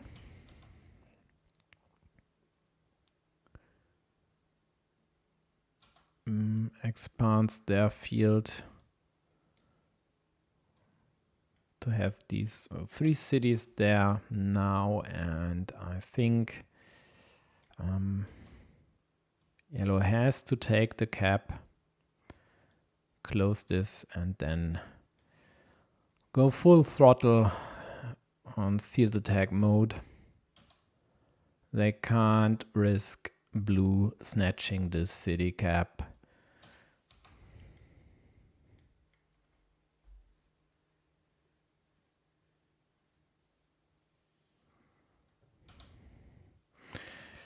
Blue gets a pretty nice save by the deck here, by drawing the last remaining crossroad and in a timely manner as well. Slight compensation for yellow getting the last road Dorito, which of course blue would have really liked at the top. Yellow attacks the field.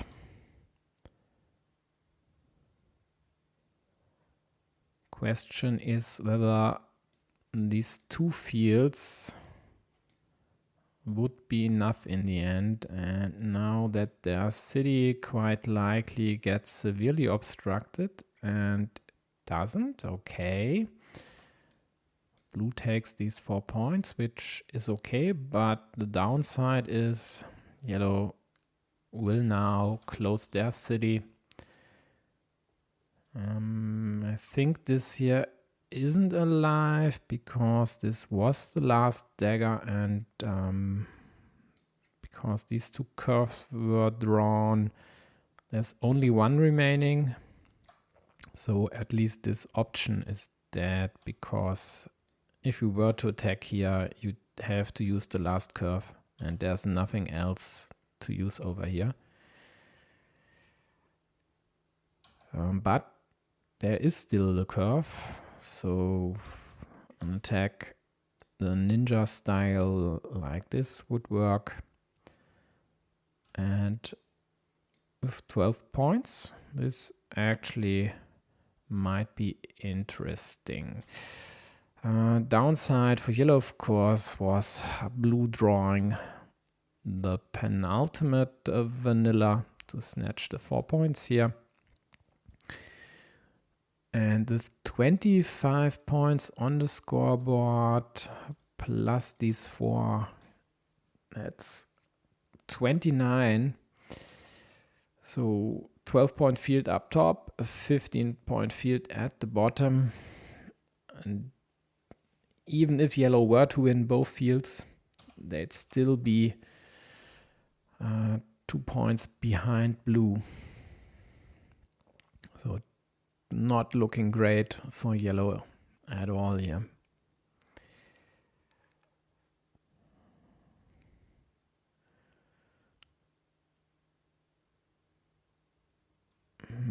Yeah, these 6 points, I think that's tough. As I said, there's no more rotorito available. And what else is there? A starting tile, yeah, and then maybe a horse over here and another city cap. At least they were able to immediately kill this attack by blue, which they created, but maybe they did because they need to risk it. Blue was able to take another 3 points on the left side. Yellow takes a 6-point field, still potential for a 7-point move here. Quite likely blue will kill this one now. And then this should be all she wrote, because I don't see any option for yellow to attack the top field. So blue could even go there just to wall off the field on the right side. Yeah, they just focus on the simple move, which of course is fine and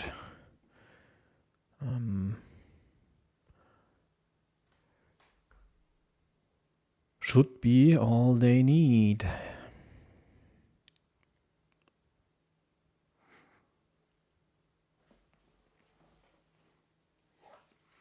And then it'll come down to BDDL and UI Scooty. And that one actually looks like UI Scooty is running away with the game. The 24-point scoreboard lead. Yeah, main field is in yellow's possession. So this one, blues here, score 6, maybe later 9 points. Dead square here, so no connection available. But overall, blue should have a lead of roughly 20 points. But we'll see in a few minutes if Mendeleev has finished deliberating whether there's still an attacking option or a winning route left, and I don't think there is.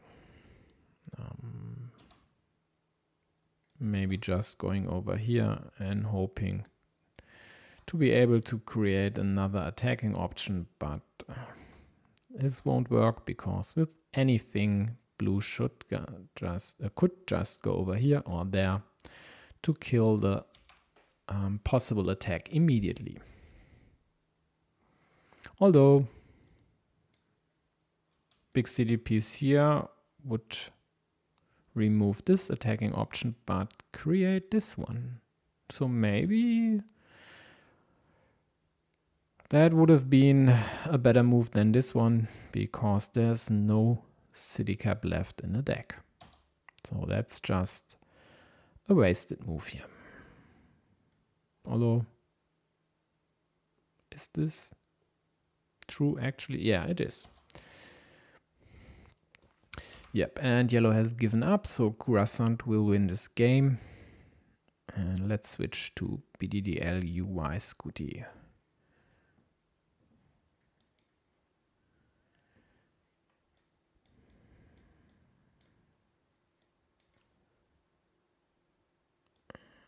if you care for the other game, top left corner.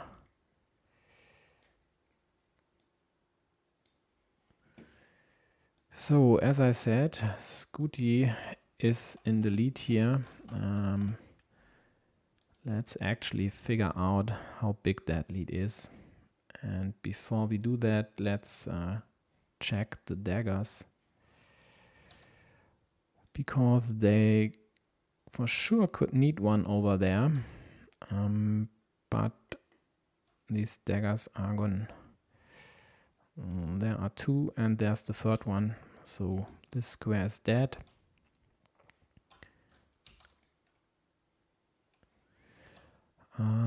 So blue has 26 points on the scoreboard. Plus 8 is 34, plus 8 is 42, plus 6 is 48. Yellow's road scores 9 points.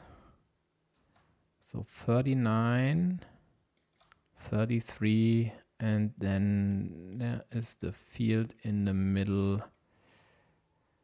So 15-point lead for blue. That's definitely not insurmountable.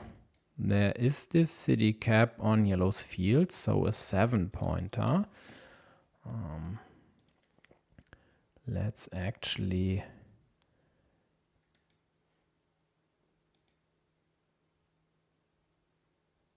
wrong scoreboard.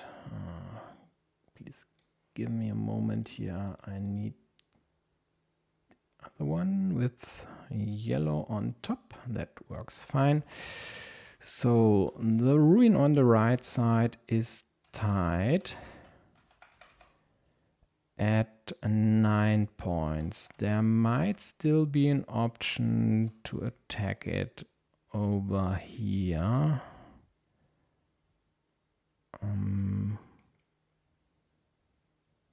Two extenders left. Now 11. I'm not sure the road up top by yellow was the way to go, considering this endangers their city cap there. Blue's monasteries score the aforementioned 6 plus 8 points. They have a 2-point ruin on the left side and a 6-point field. Yellow's field is, of course, still at 18 points. Their road, which quite likely is dead, scores 9 points. Yeah, it's dead. All 4 starting tiles are on the board already, and yellow has another 6-point field. At least blue now killed this attacking option.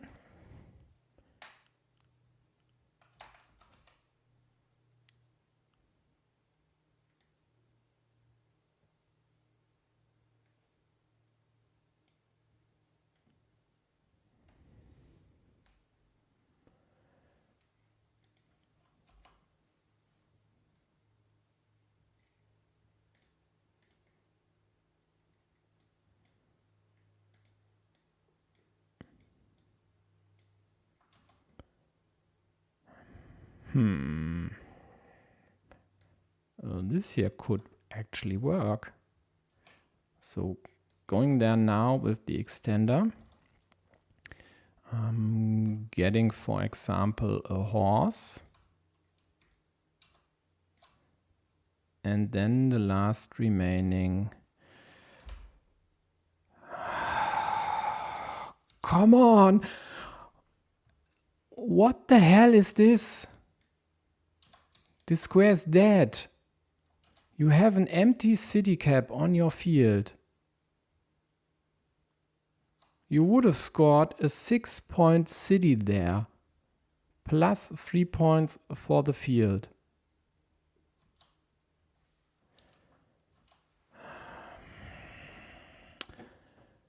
Damn it. This way Yellow is quite unlikely to win. If they'd gone over here, they would have still have a chance. And now it pains me to say, but I don't trust them being able to eke out the win here.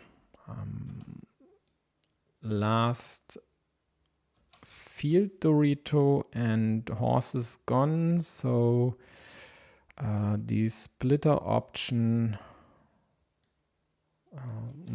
like this here doesn't work anymore. BDDL has to go for this attack now. It's their only chance to still win this game, and they don't go for it. Oh, come on. That's so frustrating.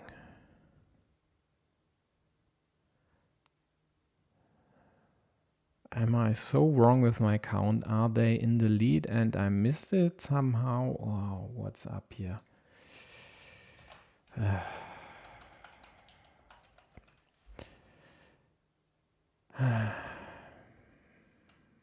No, I don't think so. I'm pretty sure they are behind by quite a lot. And they are wasting one chance after the other.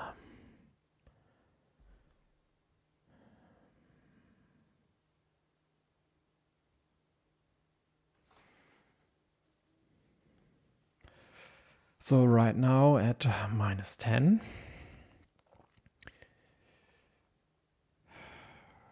And BDDL has only 42 seconds remaining to execute 5 moves. Well, good luck with that. Just hoping they'll manage this, because a clock violation in the decisive game would definitely be a pretty significant bummer.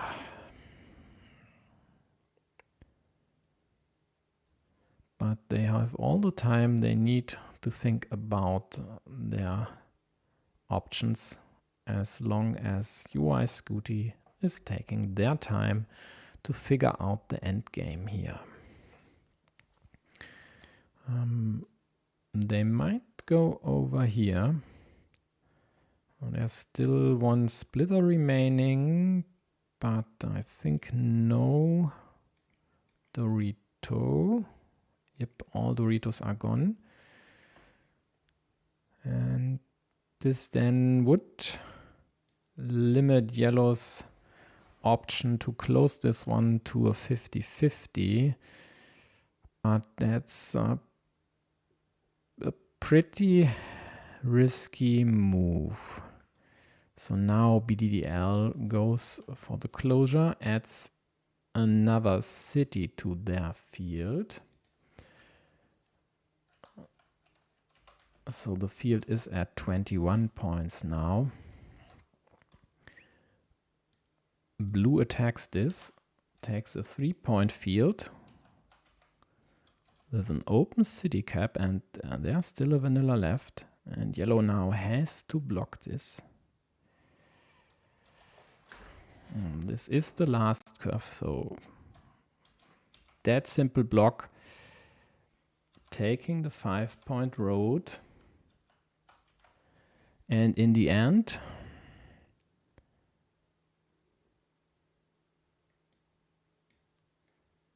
Yellow takes 3 points.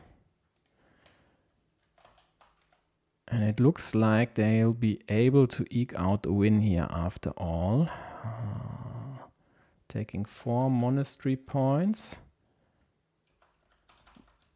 Blue adds another few points to their field.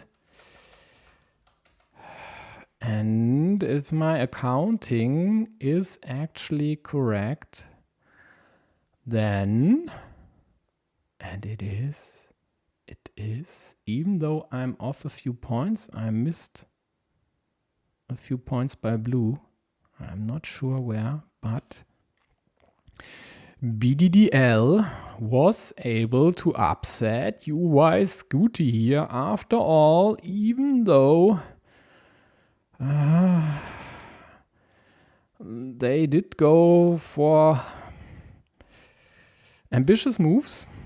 Not ones I would have picked, but maybe they are just right. But they aren't. Oh, damn it. They went overtime. They lost by a clock violation.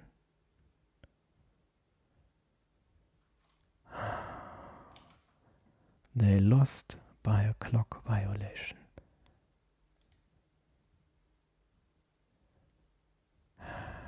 You can't write this. Yeah, thanks MTU. You can't.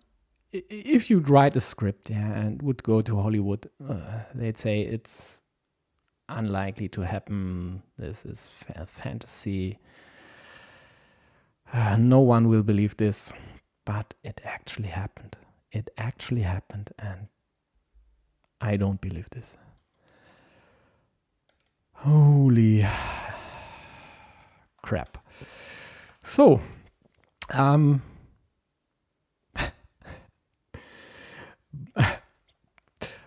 Poland wins this group by the slimmest of margins. It's unbelievable.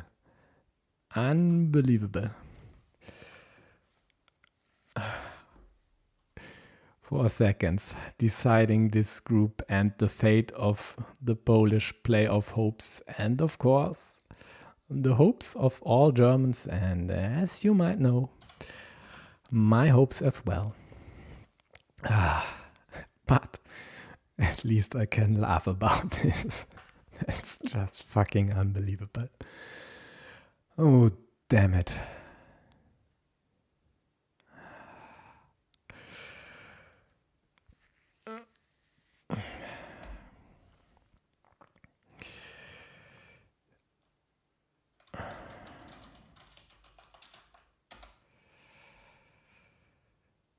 Yep. Okay, folks. I have to calm down.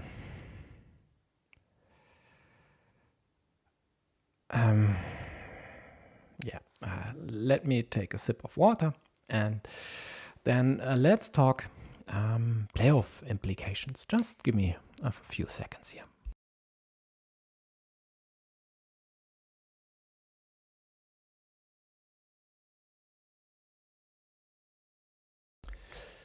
Okay. My voice is still there. So scratch that. Due to BGA's limitations, my tool really, in most cases, isn't able to check the time clock violations, it's called. So this one here goes to UY Scooty, this one as well. And this is actually a 3-2 in Poland's favor. So this result here is the correct one. And therefore the standings in Group A feature Poland in first place, Italy in second, RCP in third, Germany in fourth place, Uruguay and Slovakia taking fifth and sixth place. Yeah, and BDDL excusing themselves, but actually there's no excuse. If you run out of time, you lose, and that's it. So let's go to the final table. Let's start with the third placed finishers that are these teams here. As I've said earlier, UK was already qualified. RCP takes the second best third place finisher spot.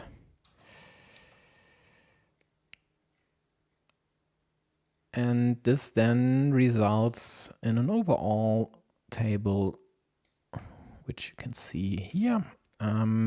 First of all, the 7 first place finishers, the seven teams in second place, and then UK and RCP. Rated by their position in the group, then by match wins, dual difference, excuse me, or in this case, I think the official rules say duels won, but that's actually the same because all teams in this table have the same number of duels played. Then the games difference, and if then we'd have a tie, and we have one tie. Oh, just a moment. Yep, we have a tie here, Brazil, Chile, and in this case both have the same dual difference and the same games difference, but Brazil has accomplished this by winning a slightly bigger percentage of their games. Let me actually... Oh, I can't. Well, I should be able to add... well, come on. I'll figure this out. First of all, let's get... Why does this not work? Effing hell here.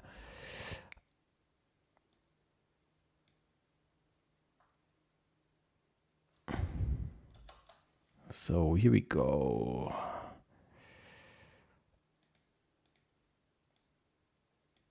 Well, 2 should be enough. And then let's zoom out. So here we go. So Brazil has a 60.42% of their games won. So 29 of 58. And Chile has 60% of their games won, so 30 out of 50. Therefore, this last tiebreaker is in Brazil's favor, and that's exactly why they are ahead of Chile in this table. Then there is the Polish team in 7th place, and there are no more percentage tiebreakers needed.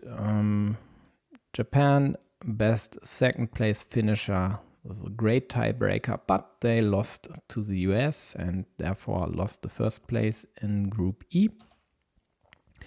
Then we're having Thailand and a bunch of other second place finishers with a dual score of +2, but the games difference is all you need there. Then Latvia, the last second place finisher with 3 match wins, and Finland, the only second place finisher with 2 match wins out of the 4 relevant games, taking the 14th spot. And then again, the aforementioned UK and RCP. So playoffs then is 1 versus 16, 2 versus 15, and so on. Quite handily. I've already prepared that table over here. So this takes into account all the qualified teams. This here is 1 versus 16, 7 versus 8. So these 4 teams, 2 of these 4 teams will meet in the quarterfinals. Let's just quickly, and now it adds all the things. Nice. Let's just quickly add dummy results here. Quite likely this won't happen this way, but now you'll see the possible quarter-final combinations, and the same then goes for the semifinals. So in the semifinals, for example, RCP could play Latvia, Colombia, Brazil, Ukraine, and so on. I think we'll talk about that next week. For all this, one caveat though, I hope I got all the rules by Carcassonne.cat correctly or interpreted them correctly. There's no guarantee for these playoff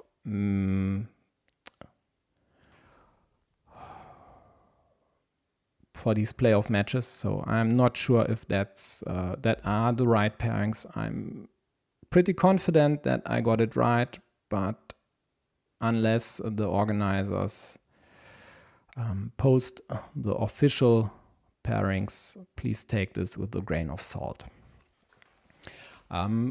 If this actually is the case, then the top half here is a minefield. There's China, there's RCP, there's Japan, there's Ukraine. We have upstart Thailand, who are able to beat anyone on a good day. Latvia. If all their 3 masters are playing their A-level, they are able to beat anyone. Outside chances for Brazil and Colombia. Bottom half, though, looks like the easier one.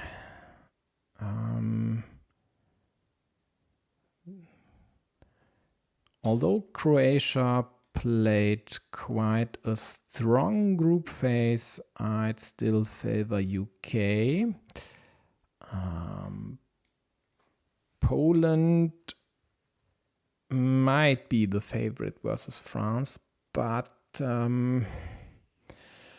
I would have expected a decisive match win today, and they weren't able to deliver. So we'll see.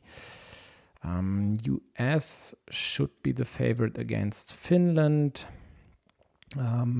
Sure, the Finnish top player Nalaheim, of course, definitely the favorite against more or less anyone in the bottom half.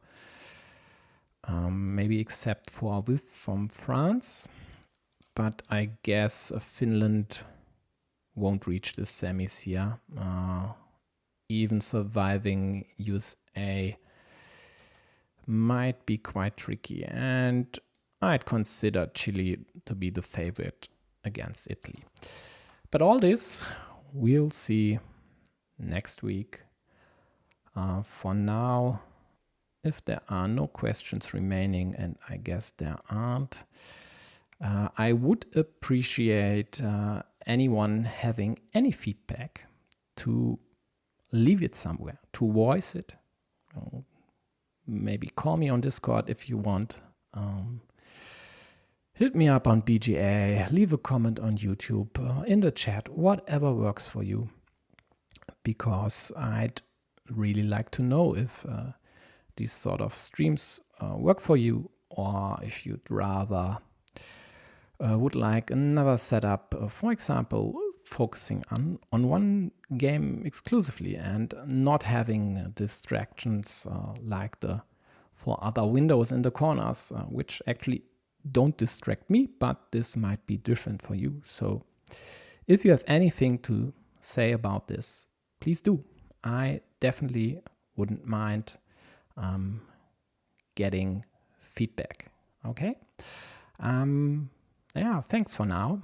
Thanks for sticking right until the end. And I guess if I now end the stream, Alexi will still be live and figuring out some tables or playoff pairings, and I head over there now to help. So see you. Bye bye.